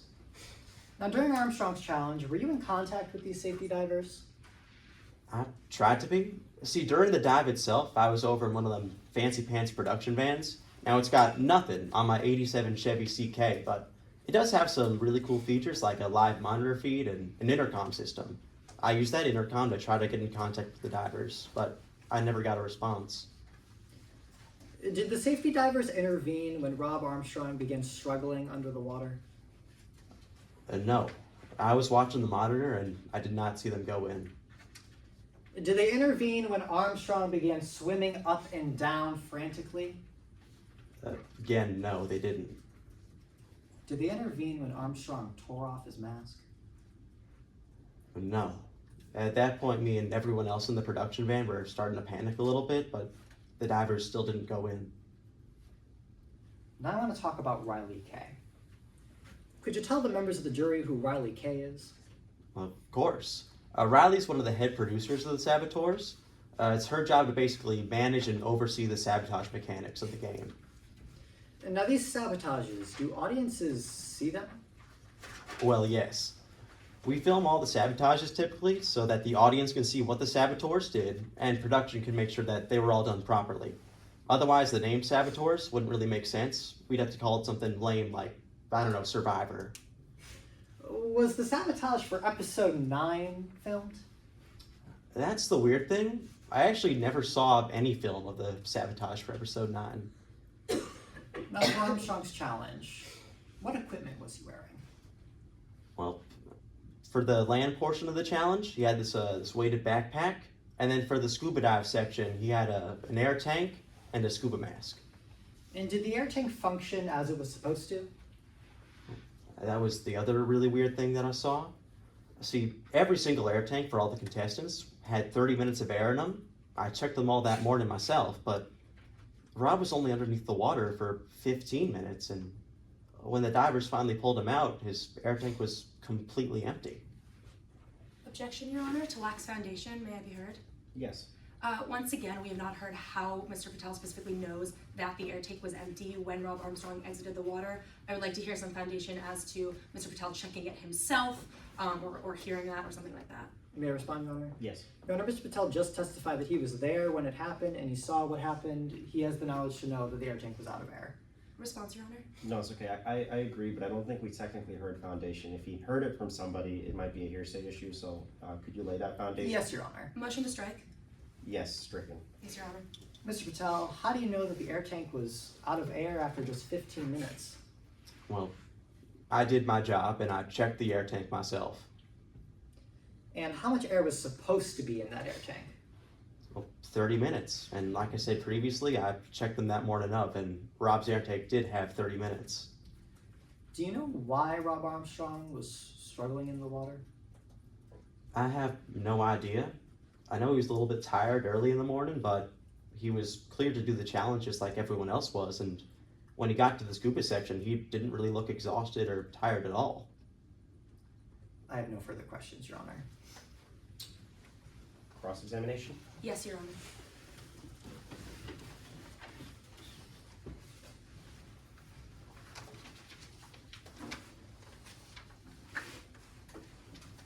May I proceed, Your Honor? You may. Good morning, Mr. Patel. How are you? I'm doing very good. How are you? Now, as you've mentioned earlier, you worked on season 10 of The Saboteurs, I did. and you specifically designed the episode 9 challenge. I did. You know, I had a really big plan for it with that land section, that water section. It was going to be my big magnum opus. Right, you were in charge of making them safe specifically, isn't that right?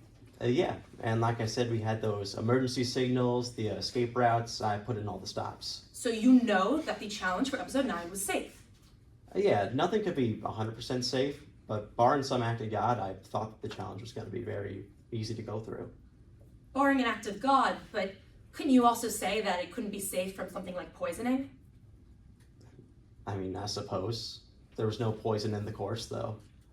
So even though you would say that this challenge was safe, right? Yes? Yes. There was no way that you could ensure that it would be safe from something like poisoning. I suppose not. I wasn't checking to see if anybody had been poisoned. Right, in fact, it's well out of your control if one competitor is driven to eliminate another one, isn't that right?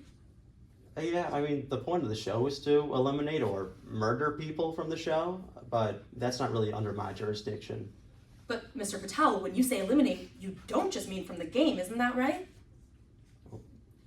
Well, no, typically eliminating would be kicking them off the show or getting them voted out of the show. But you mean eliminated more than just the game show. I'm sorry, could you clarify? Yes, Mr. Patel. As you said before, you can't control when someone wants to eliminate someone else. Is that correct? Yeah, that's true. And by this you mean eliminate out of more than just the game show. I mean, I guess, yeah. So that's a yes to my question. Sure, if there's other definitions of eliminate, maybe. But I'm asking for your definition, Mr. Patel. You would say that eliminate doesn't just mean from the game show itself. Well, yeah, it could mean tons of things. Now, Mr. Patel, you are aware of Rob Armstrong's betrayal of Charlie Martin back in season 2, isn't that right? I was. It made for fantastic television. Now, on the show, you would sometimes try to talk to Charlie Martin about sabotage, right?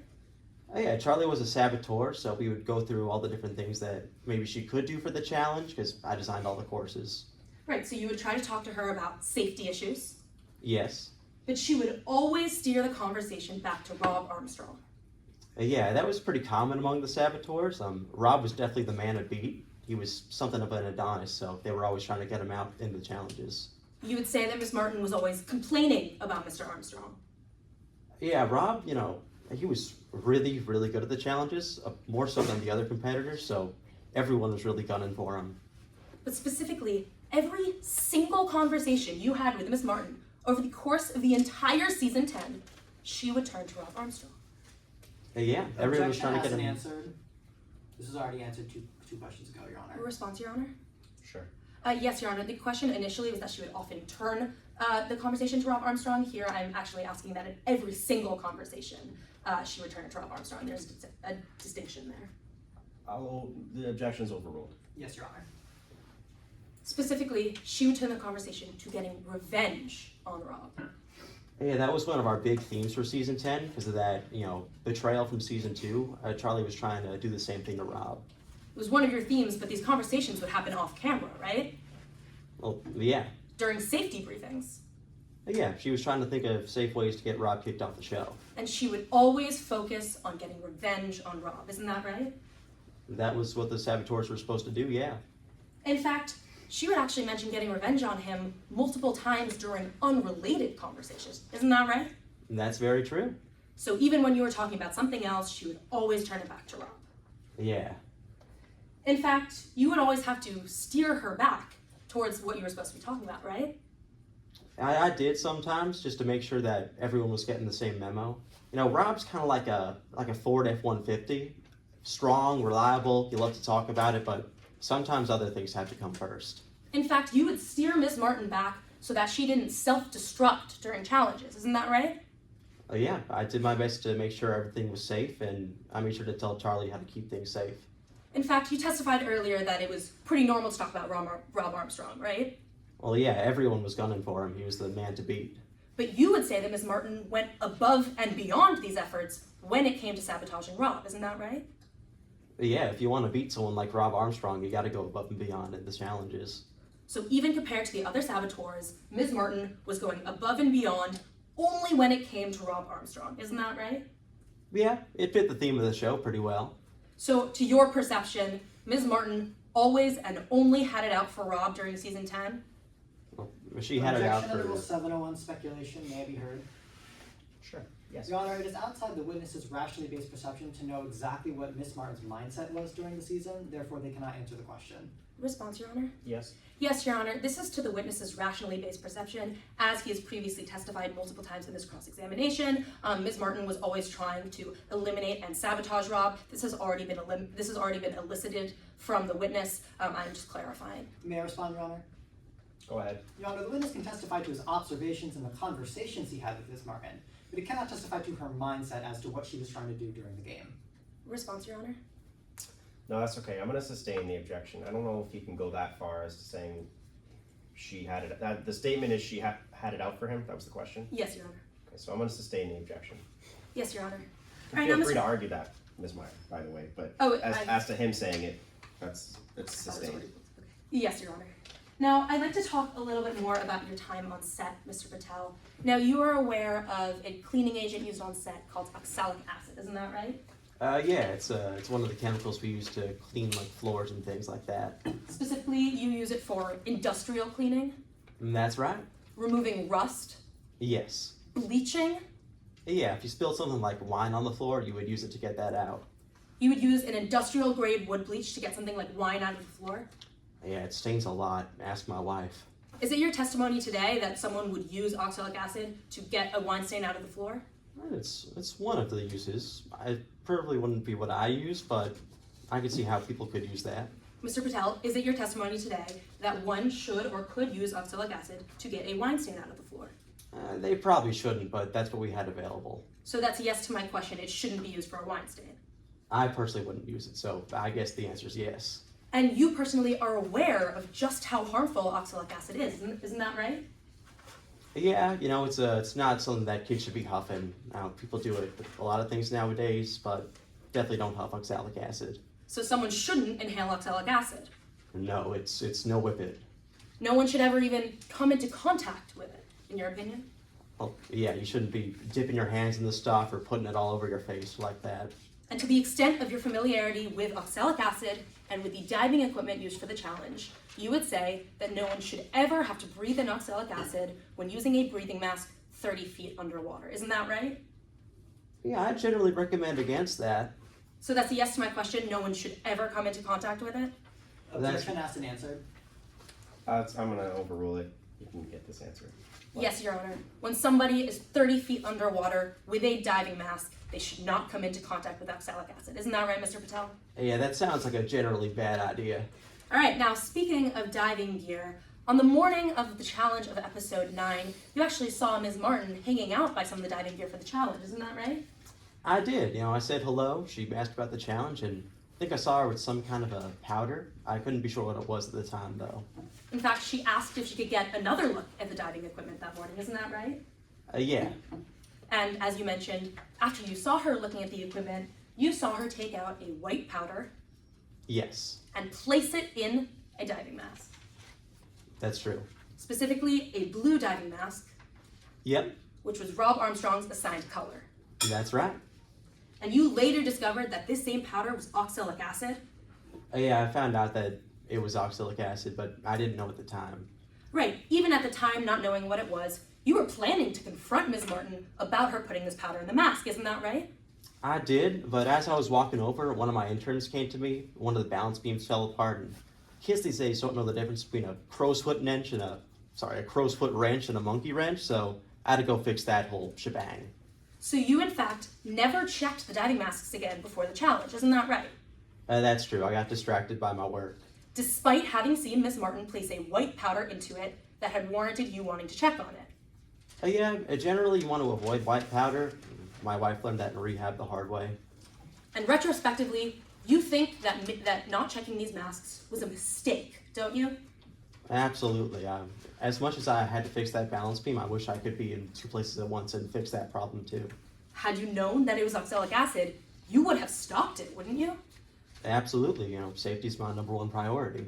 In fact, overall, you wish that you had done more about Ms. Martin's behavior over the course of season 10. Isn't that right?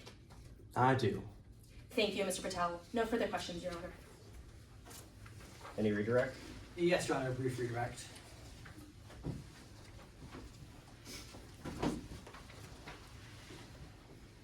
May I proceed, Your Honor? You may. And then, Mr. Patel, when you saw Charlie Martin with the diving equipment, was she tampering with the air tank at all?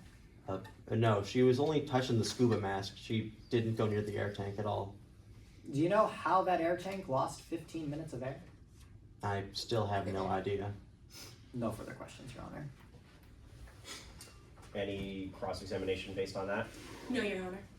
Okay, Mr. Patel, you're excused and may step down. Thank you kindly.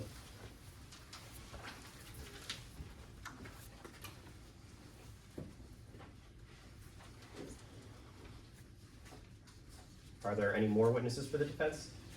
Yes, Your Honor. This time the defense calls Dr. Gray Marlowe to the stand. Okay, Dr. Marlowe.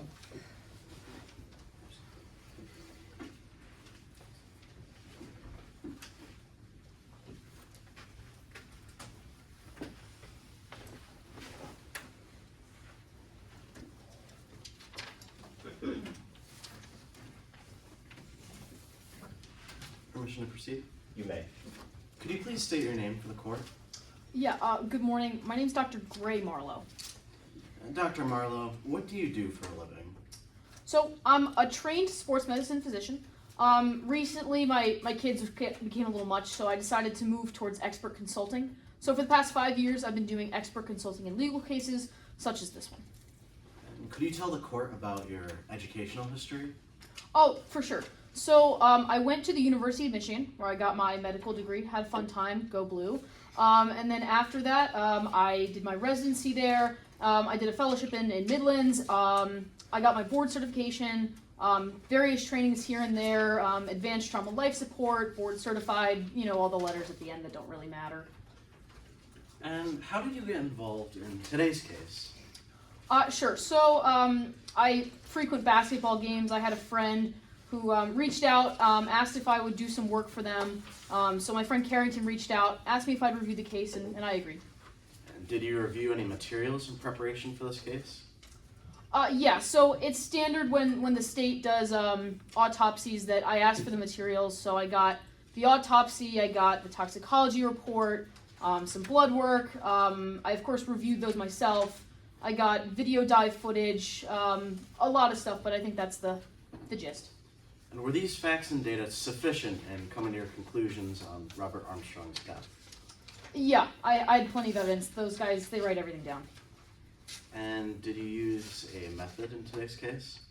Yeah, sure. So there's this thing called the aqua method. So it's acidic quantification and underwater analysis. It's specific to stuff like this. It's standard, peer-reviewed. And was this method reliably applied for today's case? Yes, it was. Moving on, you mentioned the toxicology report done by Dr. Atlas Hartley. Would you recognize a copy of this report in court today? Yes, I would. Permission to approach the witness with Exhibit 4. Yes, you may.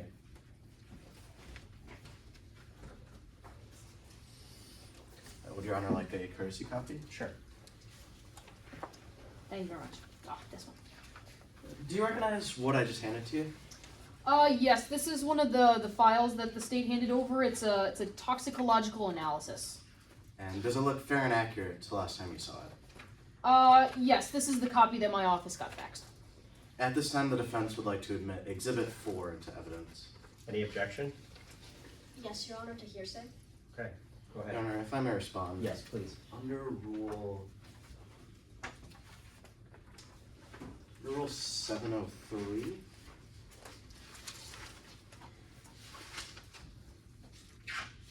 Under Rule 703, expert witnesses are allowed to rely on otherwise inadmissible hearsay if these exhibits and statements were used in their report and to come to their conclusions. The toxicology report done by Dr. Atlas Hartley was directly reviewed by Dr. Marlowe and was important in forming their conclusion on how Robert Armstrong died. Therefore, it is admissible. Do you have a response?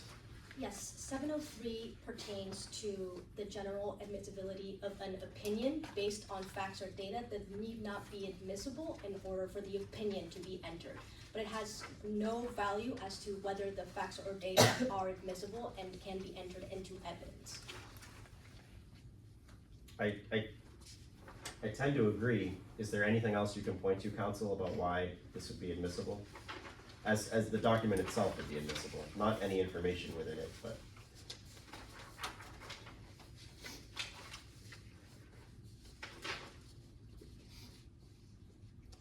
My reading of 703 is that her opinion, if based on hearsay, is admissible, but not that the hearsay underlying it could just come in.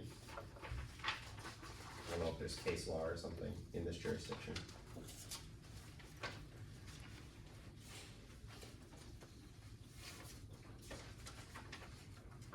I'll give you a moment if you need it, but. That's all right.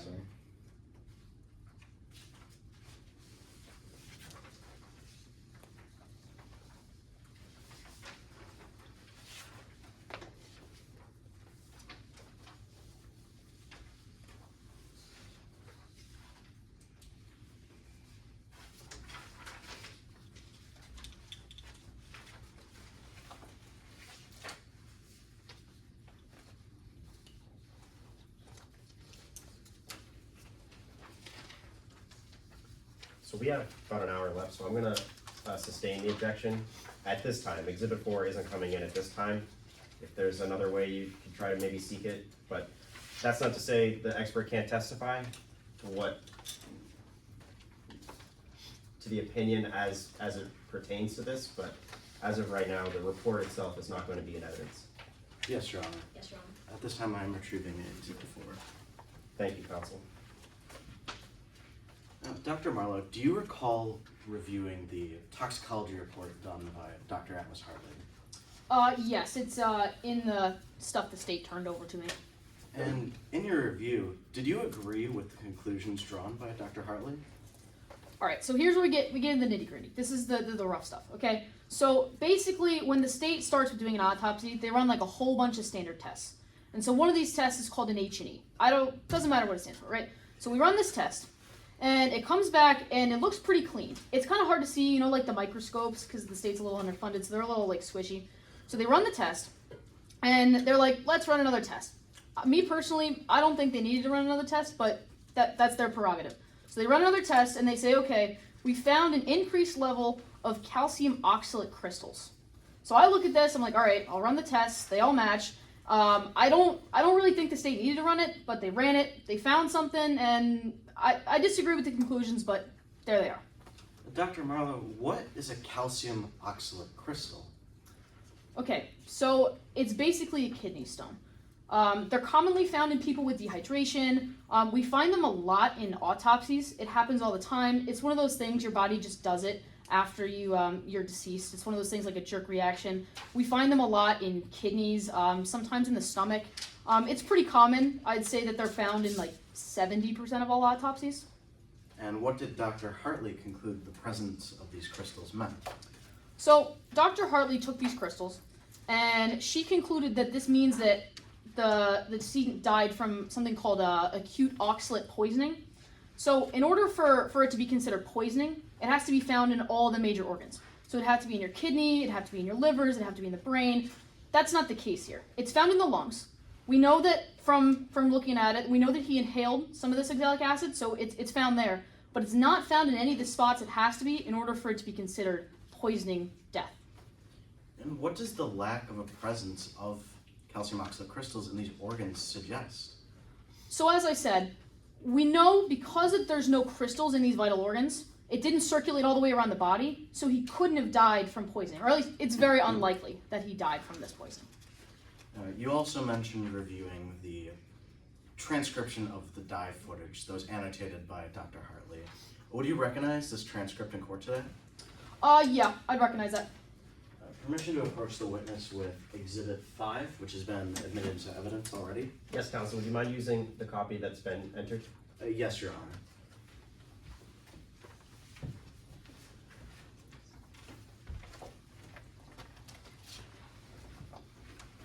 Now, Based on this transcript, what did Dr. Hartley conclude caused Robert Armstrong's drowning?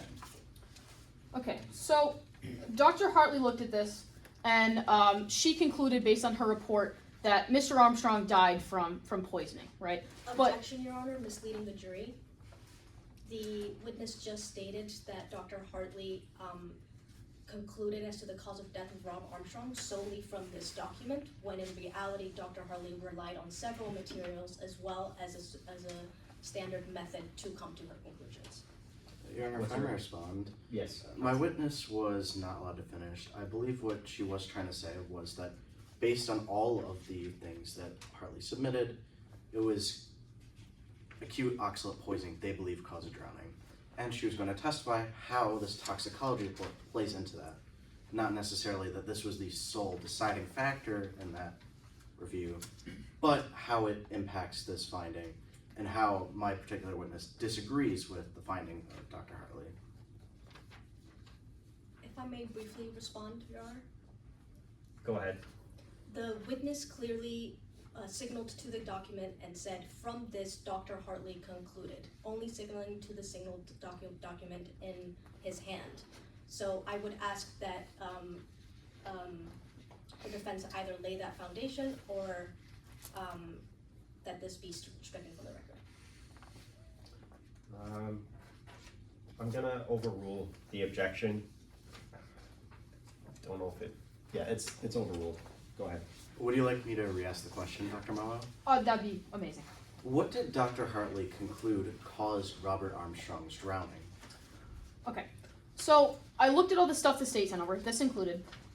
In all the paperwork and whatnot, she kind of found that when watching the footage, this is only a transcript obviously, but watching the footage, you can see around minute 5 into this, so kind of significantly in there, Mr. Armstrong kind of started to look a little disoriented and was looking around, and then as you kind of progress later on, started bobbing up and down, and obviously very worrying signs. The interesting part that I find is that from this document, Dr. Hartley concluded, along with the other tests, that this was because of the poisoning. But I've done a lot of research into poisoning, and so when someone is poisoned, this stuff typically happens like that. Like all of a sudden, everything stops. And if you look at this isn't the case. You can see Mr. Armstrong becomes very disoriented first. So he kind of looks around, he looks a little dizzy, and then he starts to do some other things and have some other symptoms, which in my opinion is far more consistent with overexertion or dehydration than it is with poisoning. Well, you mentioned overexertion could have been a possible factor. Was Robert Armstrong performing a high exertion task prior to this dive? Absolutely. So Mr. Armstrong was doing an obstacle course. I was told it was very rigorous from, it's a season finale, they want to make it hard, and so you kind of can see at the beginning of the footage that he's kind of breathing very heavily when he puts on the mask. I would say that all of this is very indicative of overexertion. And what other symptoms can be possible with overexertion? Right, so when you look at overexertion, you're going to find your common stuff. So your symptoms that could be a lot of things. So your dizziness, you're kind of a little bit lost, they're a little ditzy. But you also get into, like, there's a possibility of blackouts. There's a possibility of, panic. And these things are kind of more on the less common end, but we see it a lot in high-performance athletes when they're pushing themselves. So you're not going to find this in your Joe Schmo, but you are going to find this in your Olympian who's going too far, or in your competitor who's pushing themselves. You also mentioned... Objection, Your Honor, misleading. Go ahead. To which part? To the witness designating Rob Armstrong as an Olympian. Do you have a response? Your Honor, that wasn't the statement of my witness. She simply said that this is more common in Olympic athletes or regular athletes that are pushing themselves. And she just laid that foundation that Robert Armstrong was pushing himself, doing challenges before this, having breathed heavily before he put on the mask. I believe the foundation has been laid. This is not misleading the jury. That's what I heard too, counsel. I thought it was but anyway, do you have anything to say to that? My taking of it is that it can be seen in Olympians, not that Mr. Armstrong was an Olympian. I would just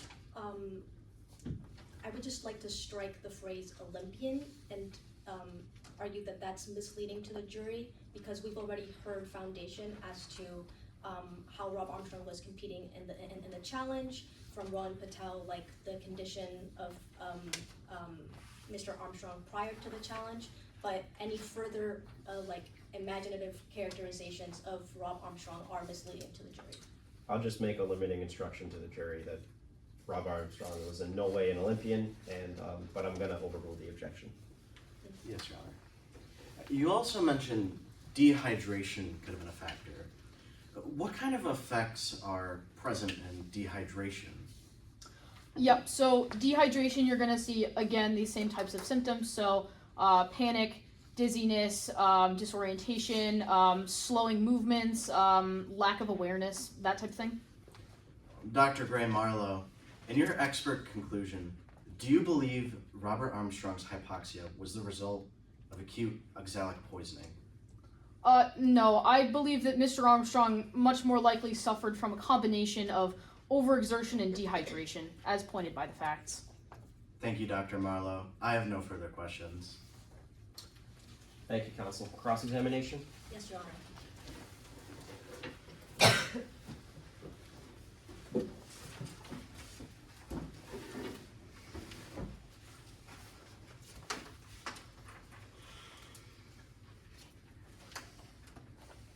Dr. Marlowe, I'd like to begin talking about your background. You were a professor at the State Midland School of Medicine, right? Yeah, for a while. But now you're in a little bit of an early retirement. Sure, you could call it that. I decided to make a career switch. Like I said, I wanted to spend more time with my family.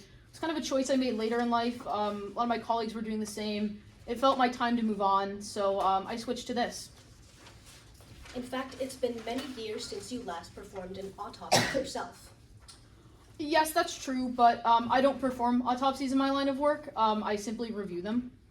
Right, but you've reviewed autopsies in a total of 10 legal cases. Yes, that's true. But only 3 out of those 10 cases actually went to trial. Yeah, that's true, but I treat every case the same, regardless of whether or not they go to trial. I feel I owe that to the people who are in the legal system. So moving on to your involvement in this particular trial, you were paid $650 an hour for your work today. Yep. And you worked a total of 150 hours? Yes. So that totals a little bit less than $100,000 that you are being paid for your work. Yeah, that's about standard. You can look at other salaries of people similar to mine. That's about the same range. And on top of that, the defendant, Charlie Martin, is paying you an additional $6,500. Yep. You also personally know the director of Selkoff Studios. Yeah, I mentioned earlier, we're friends. We go back a while. We met at basketball games. And Selkoff Studios is the same network that broadcasted the show The Saboteurs. Yeah, that's why he asked me to look in on this case, because I don't know much about the Saboteurs or the network, so he kind of pulled me in as a neutral party. In fact, you were offered an opportunity to star in a reality TV show yourself. Yeah, so I talked to my lawyer about this, because it seemed a little confusing to me, and I'm not big into that. And he said that the way that the contract is written is I can only do that if the studio is found to be not negligent. But I believe there was a ruling earlier that the studio was found negligent in something, so that's not going to happen anymore.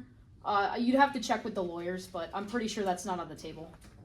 But still, you have a personal stake in the results of today's trial.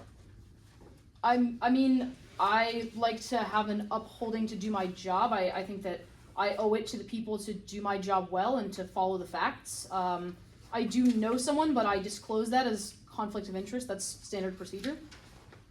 Moving on to the materials that you reviewed for today's case, you were able to gain access to Rob Armstrong's body and his tissue samples? Yes, I was able to see all that stuff, yep. And you examined his trachea and bronchi and mouth? Yep. That's just his lung and throat area? Yeah. And you found that these were particularly redder and rawer than you would typically expect in a drowning case. That's true. We looked at it. It's a little red, it's a little raw. I wouldn't say that it's more than is possible, but I'd say it's certainly on the upper end of normal. But you'd never actually worked in any cases that involved the inhalation of oxalic acid. It's not a very common thing, so no. I've done poisoning cases, I've done inhalation cases, but I've never specifically done oxalic acid inhalation. Yes, but you have worked in cases involving the swallowing of corrosive chemicals like oxalic acid, Yeah, I've done poison. but never in the case of the inhalation of such chemicals. Nope.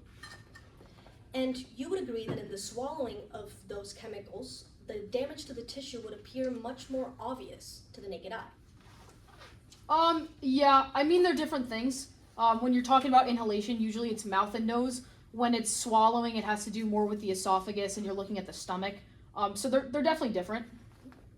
And then you would agree that you don't know what the damage to the tissue would look like in the case of the inhalation of oxalic acid. No. I mean, I can make a guess, but I couldn't tell you exactly for sure because I've never seen it. So you cannot say for certain that Mr. Armstrong did not inhale oxalic acid. Actually, from my report, I'm fairly certain that he did inhale the oxalic acid. I just don't believe that to be the cause of his death. Okay. Moving on to your conclusion as to Mr. Armstrong's cause of death, you mentioned two alternative factors, correct?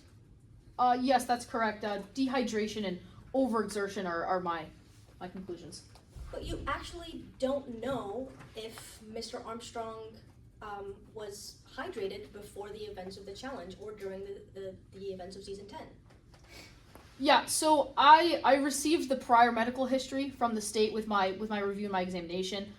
He seems to mostly have a clean bill of health, but we don't have any documentation of whether or not he was hydrated.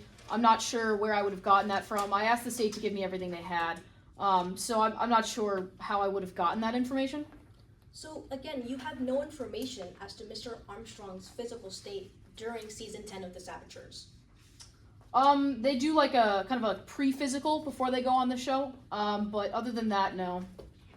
So you don't know whether Rob Armstrong was hydrated before he completed the challenge, I suppose not, no. or whether he was significantly overexerted before entering the water. Well, actually, with the overexertion, I mentioned earlier, you can kind of notice some signs of him huffing and puffing and breathing a lot, so those typically do point towards overexertion, so I would say that there is definitely some evidence of that. But you have no direct information from the production staff or any of the participants themselves to attest as to Mr. Armstrong's physical state before he entered the water.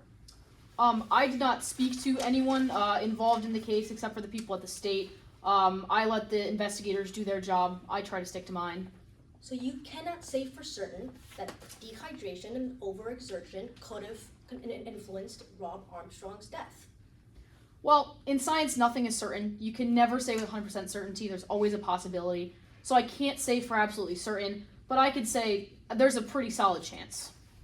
Yes, a high degree of medical certainty, even though you have no information as to whether Rob Armstrong was dehydrated or overexerted. I believe your question is whether or not I still believe my conclusion, and the answer is yes, I do.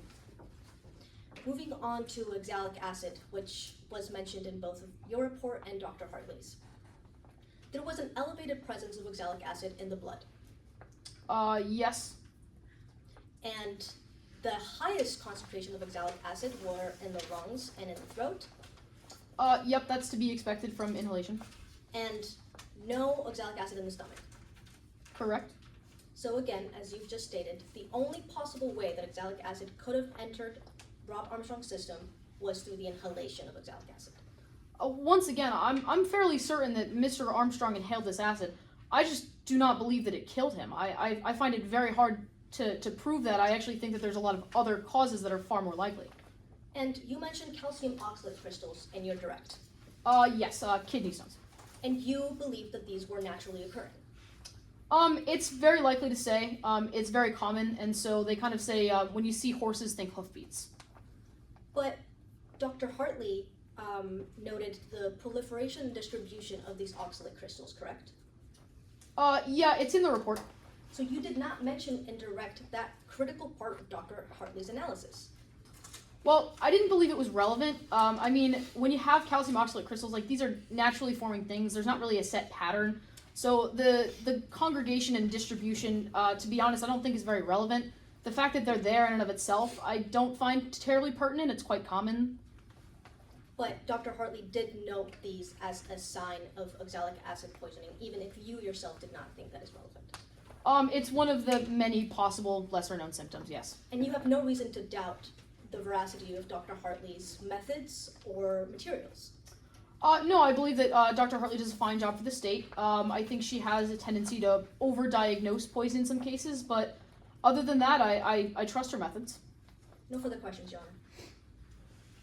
Thank you, Counsel. Any redirect? May I retrieve the exhibit from the witness? Yes, please.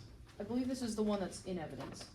Yes. From Thank me. you. No redirect, Your Honor. I just asked that my witness be allowed to step down. Yes, you may step down. Thank you. Thank you very much, guys.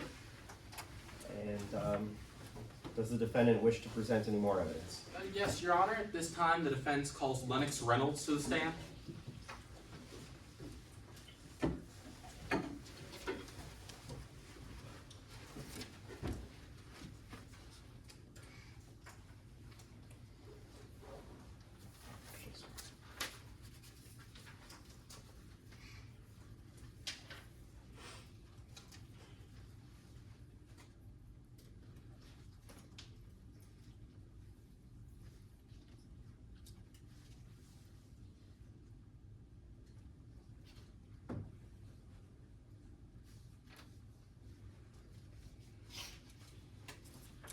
You may proceed, sorry. Yes, Your Honor. Could you please introduce yourself to the court? Of course. My name is Lennox Reynolds. I wake up every morning and I really try to make a difference in the world and improve people's lives for the better. Well, Miss Reynolds, what do you do for a living? Oh, I'm a housekeeper at Hotel Lux. And not to show off or anything, but I think I'm the best housekeeper I've ever met. I mean, I clean the rooms, I clean the common areas. If there's a problem, I fix it. And I'm happy to do it, really, it's my pleasure. Now, Miss Reynolds, are you familiar with the TV show The Saboteurs? Yes. The saboteurs used the Hotel Lux, while they were filming.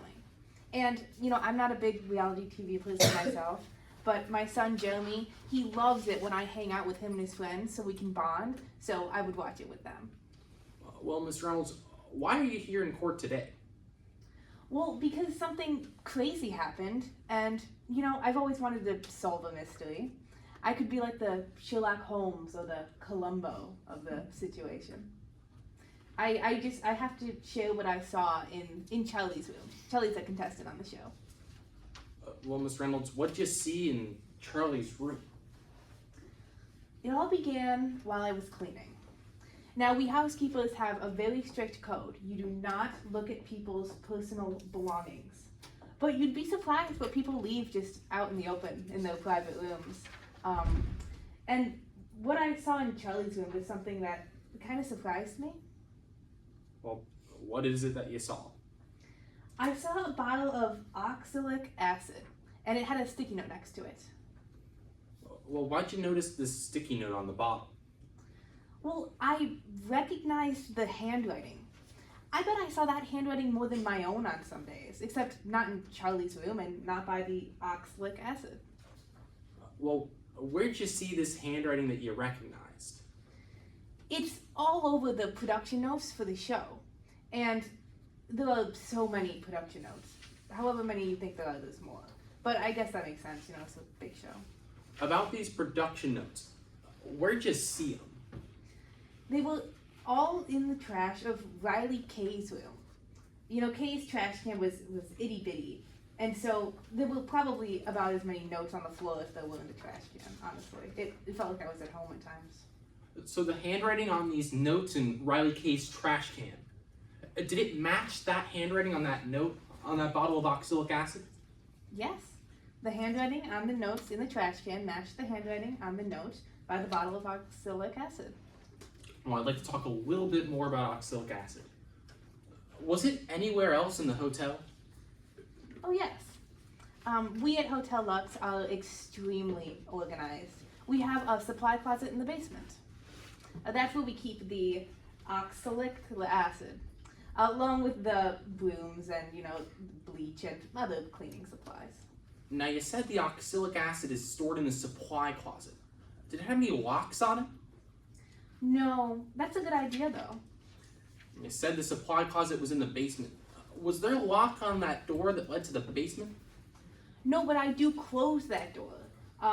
One time Bob, a coworker of mine, fell down the stairs and it was not nice. Now, does anyone stand by and keep watch of that supply closet with the oxalic acid in it? No one is paid to stand by the door and make sure no one touches the brooms. And I would love to, really, but I'm just so busy. So I'd like to be clear, could anyone on set get to this oxalic acid? I mean, yeah, anyone could just walk up to it and open the door and take whatever they'd like. Well, now, did you end up telling the police about any of that when they arrived on the scene? Yes, of course. I can't just sit on clues in a big mystery. And not only that, but it was the right thing to do. Well, so how'd you go about telling the police? Well, Officer Rivera asked me to tell her everything I saw, and so I did. Well, you say you told Officer Rivera everything you saw, but I'd like to be very clear. What'd you tell her? I told her about the oxalic acid, about the note that I found them in Charlie's room, that the note seemed to match the notes in Kay's room, all of that. Now, how did Officer Taryn Rivera react to you telling them all about that oxalic acid? Oh, she didn't. What do you mean she didn't? She didn't ask me any questions, or even really seem like she cared. I thought it was important. This could have been the start of my great detective career, but I didn't get a chance because, she didn't ask any questions. Well, you say Officer Rivera didn't ask you any questions, but I'd like to make this very clear. Did Officer Rivera ask you any questions about that note with Riley Kay's handwriting on it? No. About where you found that note? No. About where that note might be now? No. Your Honor, objection, leading question. As to, what was the question again, counsel? Your Honor, I'm not sure what question opposing counsel is objecting to. If they could, If you could just step to one side, or we'll look at both of you. So, could you just clarify, sorry, which objection, which question, leading the witness?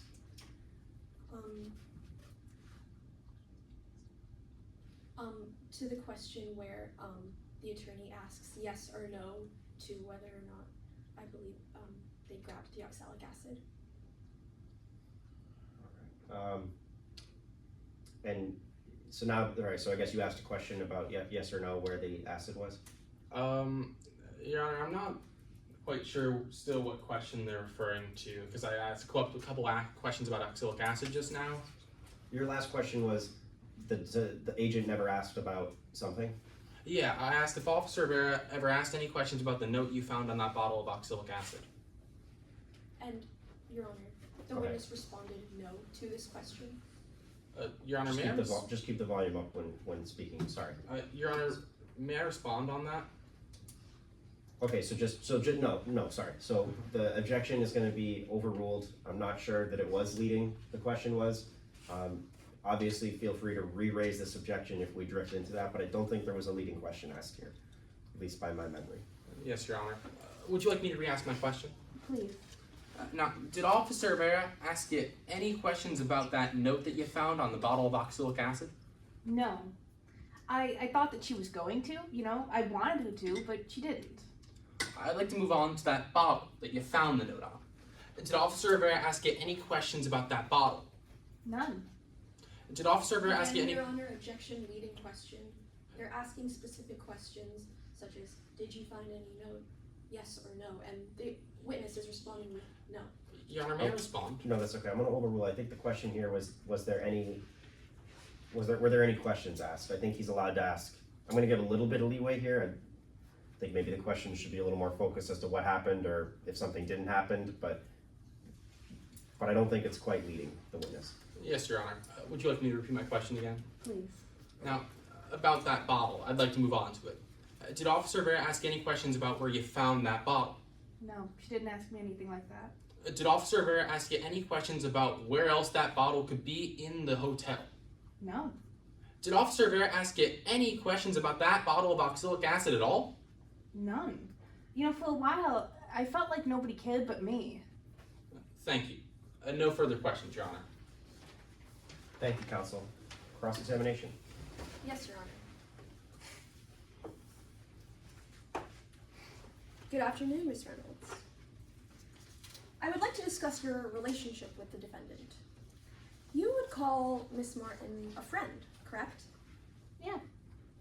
In fact, you've known Miss Martin for 5 years now. Yes, I've known her for quite a while. She stayed at the Hotel Lux multiple times a year, correct? Yes. And what hefty tips. Is that true? Yes, I'm sure the waitresses loved her. And Miss Martin sent birthday texts every year. Yes, she did do that. And on your child's graduation, even gave them a graduation gift. Is that correct? Yes, Jeremy is very sweet, my son. Oh, how is Jeremy doing? Jeremy's doing pretty well, thank you for asking. I now like to move on to Miss Martin's relationship with Rob Armstrong. Miss Martin frequently talked about Rob Armstrong, correct? Yes, you know, Rob was on the show as well, and the show was a big part of her life, especially when she was staying at the hotel, you know, while she was on the show. So, of course, conversations drifted towards the show. And this was to the point where you thought that Miss Martin was obsessed with Rob Armstrong, correct? At times, yes. And after Rob Armstrong's portrayal of Miss Martin in season 2, Miss Martin received a wave of hate messages online through. Objection to 602, may I be heard? Sure. Yes, please. Your Honor, opposing counsel has laid no foundation as to Excuse how me, the Attorney Risha, could you just face the bench, please? Yes. Opposing counsel has laid no foundation as to how the witness would know about the betrayal of Charlie Martin by Rob Armstrong on season 2, and asking these questions without laying this foundation is clear grounds for an objection over 602. Your Honor, may I lay the foundation? Yes, sure. The objection will be sustained then. Please lay the foundation, counsel. Yes, Your Honor. Miss Reynolds, you were made aware of Rob Armstrong's portrayal of Charlie Martin on season 2, correct? Yeah, I heard some chatting about it at work, you know. Again, I don't watch much reality TV except when I'm hanging out with Jeremy. And you were aware that Miss Martin faced a wave of hate online through emails, social media, things of that nature. Yeah, I think I heard Bob say something like that. And you were aware that Miss Martin had to undergo years of therapy to recover this wave of online harassment. Objection once again under 602, may I be heard? Go ahead. Your Honor, once again, there's been no foundation laid as to how this witness would know that Charlie Martin was going to therapy for years. Opposing counsel is free to lay that foundation, but at this point, that foundation has not been laid. Well, actually, I'm going to overrule the objection. I think the question asked if she was aware, if the witness was aware of therapy, and if she's not aware, the answer can be no. But I don't think it assumed that she knew. Yes, Your Honor. Would you like me to repeat the question, Miss Reynolds? Yes, please. Miss Martin had to attend therapy for years to process the hate that she was experiencing online, correct? Yes, I do think she mentioned something about doing really well, improving in therapy. Really? Because after attending therapy, she still stated that Rob Armstrong ruined my life, and I don't know that I'll ever get over it. Isn't that correct? Yes, she did say that. Although, you know, thankfully, she has been making progress to get over it. I now like to turn to the oxalic acid, and more specifically, what you witnessed on the night that night. Let the record reflect that I'm approaching opposing counsel with what has been previously marked as Exhibit 13, which is related to entry into evidence. Counsel, could you use the same exhibit 13 that has been entered? Would you mind approaching and Yes, retrieving? Your Honor. Thank you. May I hand this to the witness? You may. Ms. Reynolds. There were a couple, this is the label from the bottle of oxalic acid that you saw in Miss Martin's room, correct? Yes. And you mentioned in your direct that there were some sticky note labels next to it, correct? Yes, there were some sticky notes on the same table that the bottle was on. But written on one of those sticky notes was the phrase, 1 gram is too much, correct? Objection to hearsay under 802, may I be heard? You may. Your Honor, this statement on the sticky note that 1 gram is too much is an out-of-court statement being offered by the prosecution for the truth of the matter asserted. How is it not, counsel? Your Honor, Miss Lennox Reynolds does actually testify to this in their affidavit, that they did see the sticky note that said 1 gram is too much. Your Honor, may I respond? Actually, I just want to ask a follow-up question. So are you offering this statement, so that might be true, counsel, but are you offering this statement that 1 gram is too much for the truth of the matter within that statement? No, I am simply asking if Miss Reynolds did see the sticky note. That this was indeed what was written on the sticky note. Okay, and so now you may respond. Yes, Your Honor. The prosecution's whole contention is that Charlie Martin, the defendant, put over 1 gram of oxalic acid into Rob Armstrong's mask. They are absolutely using this statement for the truth of the matter, that 1 gram is too much. If opposing counsel is not using this for the truth of the matter asserted, I ask why opposing counsel is even offering this.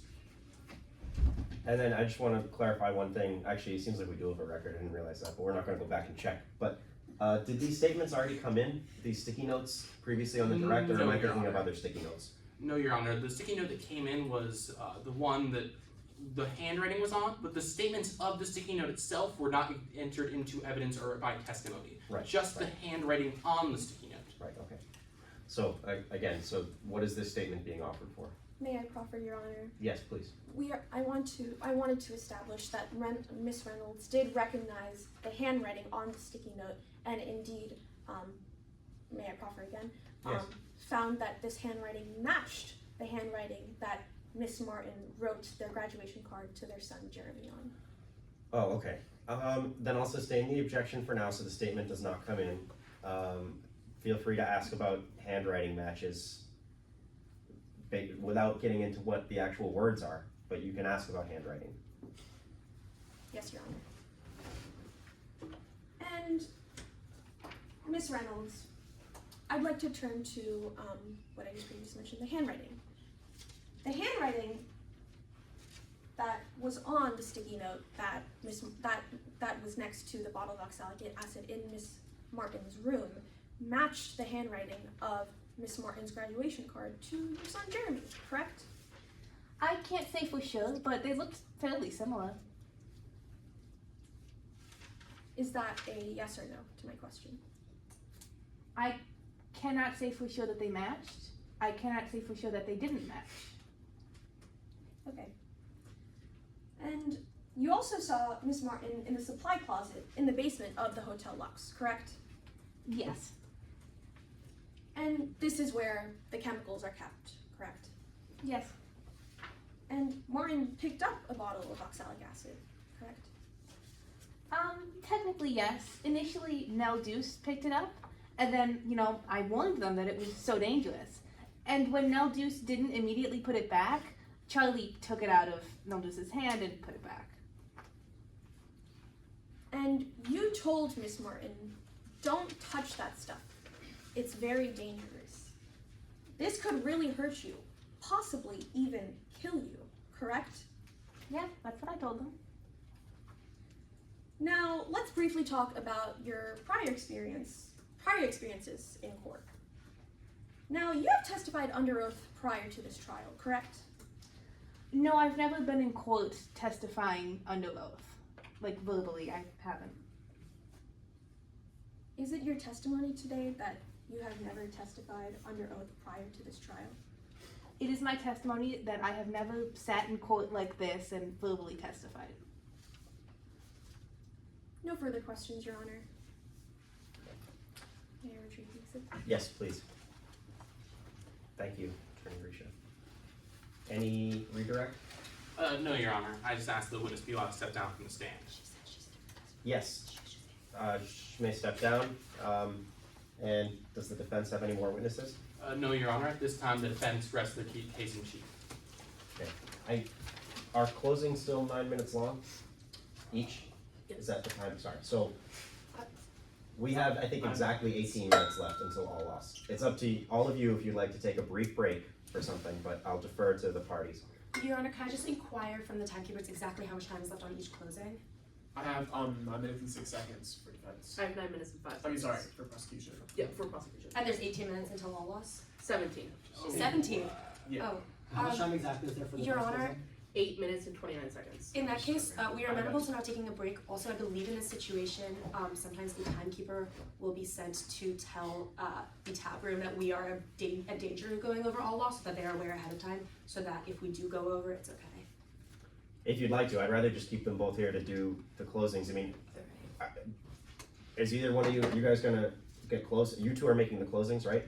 Yes, Your Honor. All right, do we think we can maybe give, I think we're good if you think we're good. do you want to adjust yourselves, give yourselves each only maybe 7.5 minutes? I don't know, it's up to you guys. I'm amenable to that. Normally in this case, we just shorten closings to make it to all loss, and then you just write down like the second we end, what Sure. time we ended at. I can do that. I'm kind of using that clock up there, Yes. and I also have a time that seems, my watch says it's 12:46, so you know what, take the time you need, up to you guys as the two teams. I know this obviously is just an invitational tournament, but you know, let's just jump right into it. There are exhibits up here. Does anybody plan to use exhibits during the closings? No, Your Honor, but No, permission Your Honor. to reconstruct my demonstrative? Sure, you can go ahead and do that.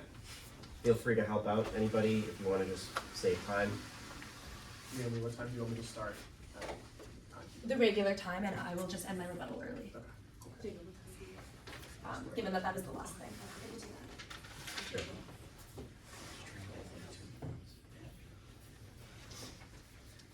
May I proceed, Your Honor?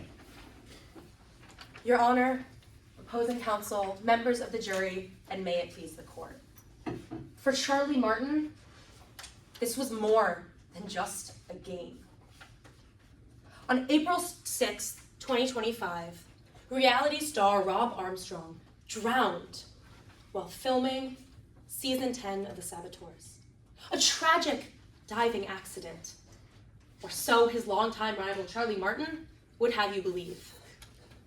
But when we dive a little deeper into this case, we see all of Ms. Martin's transgressions come floating to the surface. Rob Armstrong's death was no accident. It was the result of a long, planned out, and ultimately enacted plan from Charlie Martin for revenge. In today's case, the state has charged Ms. Martin with first-degree murder. We must prove to you that she was purposeful in her actions, that she had a conscious objective to kill Rob Armstrong. We have proven this beyond any reasonable doubt. Because as you've heard today, members of the jury, Charlie Martin had the purpose to kill Rob Armstrong. Charlie Martin had the plan to kill Rob Armstrong. And Charlie Martin had the poison to kill Rob Armstrong in cold blood. So let's begin with the purpose, with Charlie Martin's motive. Because this case didn't start this year with season 10. No, it started way back 5 years ago in season 2. When Charlie Martin and Rob Armstrong were saboteurs together. They were shoo-ins to win that season. Until in the finale, Rob Armstrong stabbed Ms. Martin in the back and took the $1 million that came with it, leaving Ms. Martin to be the laughingstock of the internet. We heard from the defense's own witness, Lennox Reynolds, today, how she was attacked online, how she had to go to therapy for years just to deal with being the laughingstock of the internet. How even now, 5 years later, she doesn't believe she'll ever get over what happened and what Rob Armstrong did to her. Because 5 years later, when the consequences of Rob Armstrong's betrayal are still ruining her life, as she said herself, she decides to come back on the show. Only this time, it's more than just a game to her. This time, she returns with a clear plan. She texts Riley K. I won't be the joke this time. He'll die before I let that happen. Just 3 days later, she downloads a safety data sheet for oxalic acid onto her phone, the very same day she agrees to come back on the show. And then we move into the filming of the show. March 18th.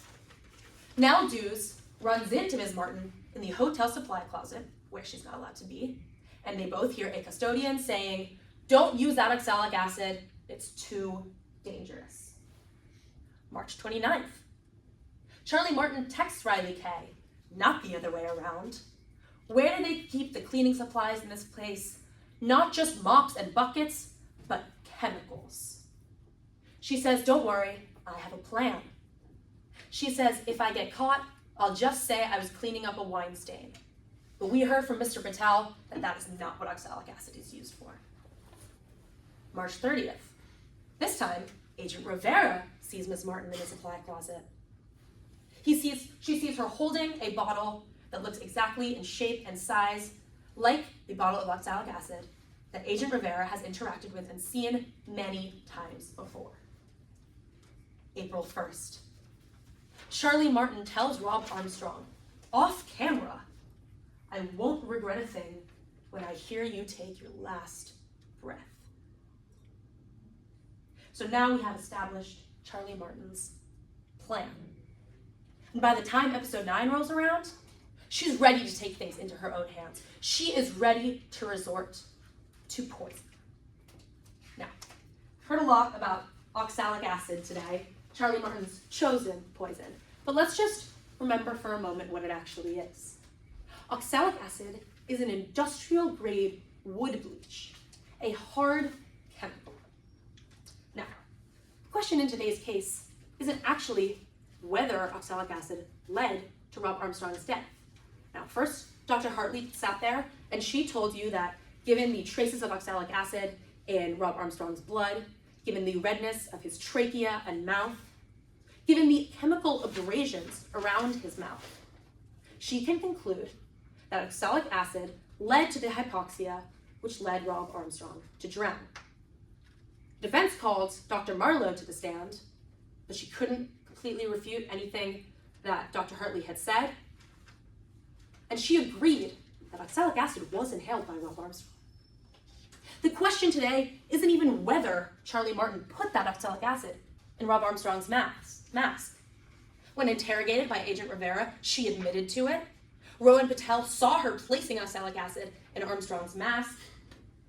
Even Dr. Marlowe agrees that Rob Armstrong inhaled oxalic acid, something Rowan Patel tells us one should never do. The only question in today's case is whether Charlie Martin is going to be able to get away with murder. When interviewed about Rob Armstrong for season 9, she told the camera, "Trust me, he will go down. And when he does, he won't get back up." Rob Armstrong ruined her life, and she was still not over it. She told Rob Armstrong, when no cameras were rolling, "I will bury you." That is not language they use on this game show. In every scheme, strategy, and sabotage, it was more than just a game for Charlie Martin. It was life and death. Members of the jury, today, you have seen her purpose. You have seen her plan. And as for the poison, even the defense agrees that it was put in Rob Armstrong's mask. Find the defendant guilty for the murder of Rob Armstrong. Thank you. Thank you, counsel. Permission to deconstruct. Yes, so you can just do that as quickly as possible. Yes, Your Honor, of course. Is the defendant ready? Yes, Your Honor. Attorney Bergen, would you like to retrieve any exhibits before you go? No, thank you, Your Honor.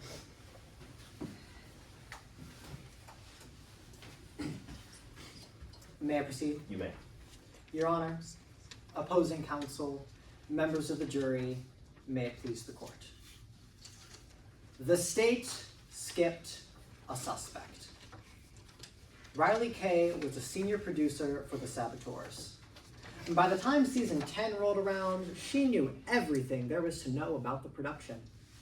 She handled equipment, she worked directly with the saboteurs, and she personally administered the sabotages. But that's not all Riley Kay did. No. She also destroyed evidence. As soon as Armstrong was pulled out of the water, Riley Kay didn't run to assist him. She didn't call anybody for help. Despite being in charge of the production, Riley Kay took no responsibilities. So what did she do? She fled the scene entirely. She sprinted to the control room. She doused the servers with water. And she destroyed any potential evidence of her involvement. Videos, sabotages, interviews, possibly crucial evidence, gone in the blink of an eye. Yet despite all that, Taryn Rivera gave her immunity. It's my opposing counsel's job to prove to you, beyond a reasonable doubt, that Miss Martin knowingly caused Armstrong's death, or did so recklessly with an extreme indifference to human life. Now that doesn't mean she could have done it. It doesn't mean she likely did it. It doesn't even mean she probably did it.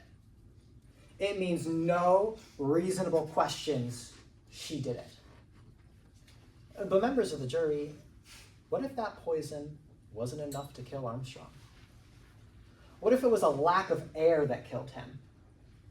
And what if Riley Kay tampered with that air tank? And members of the jury, now the state decided to put Miss Martin on trial, but let's be very clear about a few things. It wasn't Miss Martin who abandoned her responsibilities to run to the control room. It wasn't Miss Martin who deleted mountains of footage.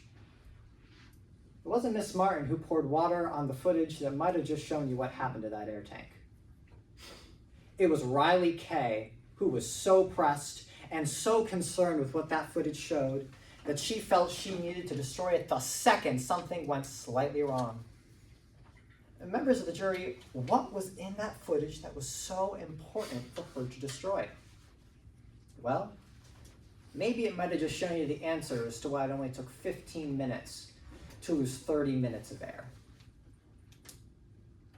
What if oxalate poisoning didn't even kill Armstrong? You heard it yourselves from Dr. Marlowe. Armstrong's body did not indicate oxalate poisoning. Now, he did have small levels of kidney stones in his kidneys. But kidney stones on their own don't prove oxalate poisoning. Fatal oxalate poisoning causes cell damage throughout the whole body.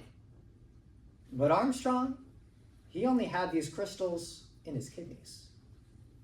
The only indicator of fatal oxalate poisoning was kidney stones. And kidney stones can be naturally occurring and are fairly common. When Armstrong tore off that mask under the water, he didn't do it because he was poisoned. No. He did it because he couldn't breathe. He was out of air. Despite having supposedly 30 minutes of air in that air tank, it was completely empty after just 15 minutes. And by the time they pulled him out of the water, there wasn't an ounce of air left. And what does the state have to say for that? That Armstrong was breathing too heavily? And members of the jury, this is 15 minutes of air that's missing from that air tank. Taryn Rivera never considered another cause of death. Members of the jury, when you have a toothache, you call a dentist. When you have a murder, you call a murder investigator. So let's talk about what murder investigators do. Murder investigators look into the scene of the crime. Despite having a wide-scale investigation with a plethora of possible suspects, Taryn Rivera never looked at Hotel Lux. They never searched the scene of the headquarters of the production. They didn't search the cast members' rooms. They didn't look at the producers' rooms. They didn't even bother to check the show's sets. Murder investigators look into the cause of death. Tara and Rivera immediately dismissed the air tank altogether. They didn't investigate it. And they certainly never figured out who tampered with it. Murder investigators don't ignore leads. Lennox Reynolds testified that they told Tara and Rivera about a handwritten note in Charlie Martin's room with Riley Kay's handwriting on it. Yet Rivera did nothing. It didn't fit her story, so it didn't matter. She even testified in court today that she didn't think it was important to investigate the production company's safety shortfalls. It didn't fit her story, so it didn't matter to her. Murder investigators don't give potential suspects immunity. Riley Kay purposefully destroyed evidence. And what did investigator Rivera do? Did they put Riley Kay on trial? Did they recover that footage? No. She gave her immunity. You know who does that? A cop who was in over her head. A cop who pinned it on the first person she could think of, even with someone else staring her right in the eye, quite literally covering their tracks. It isn't Miss Martin's job to do the state's investigation for them.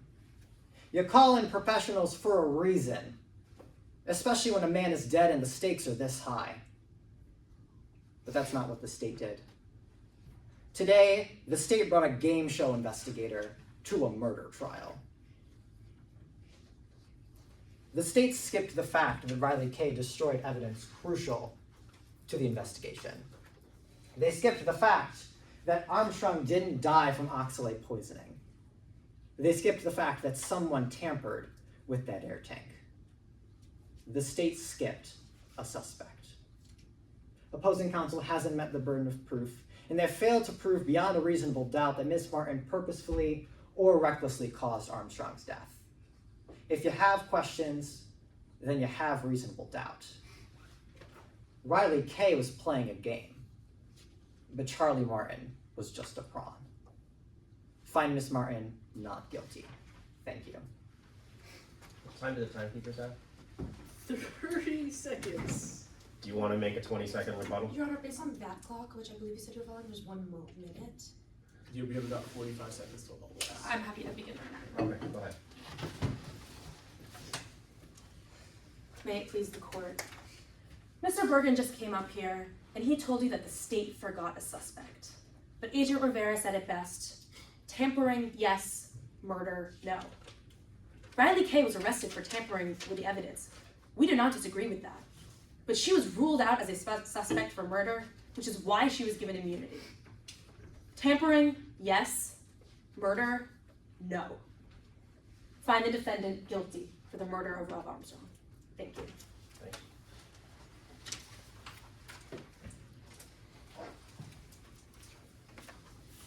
I think we're good.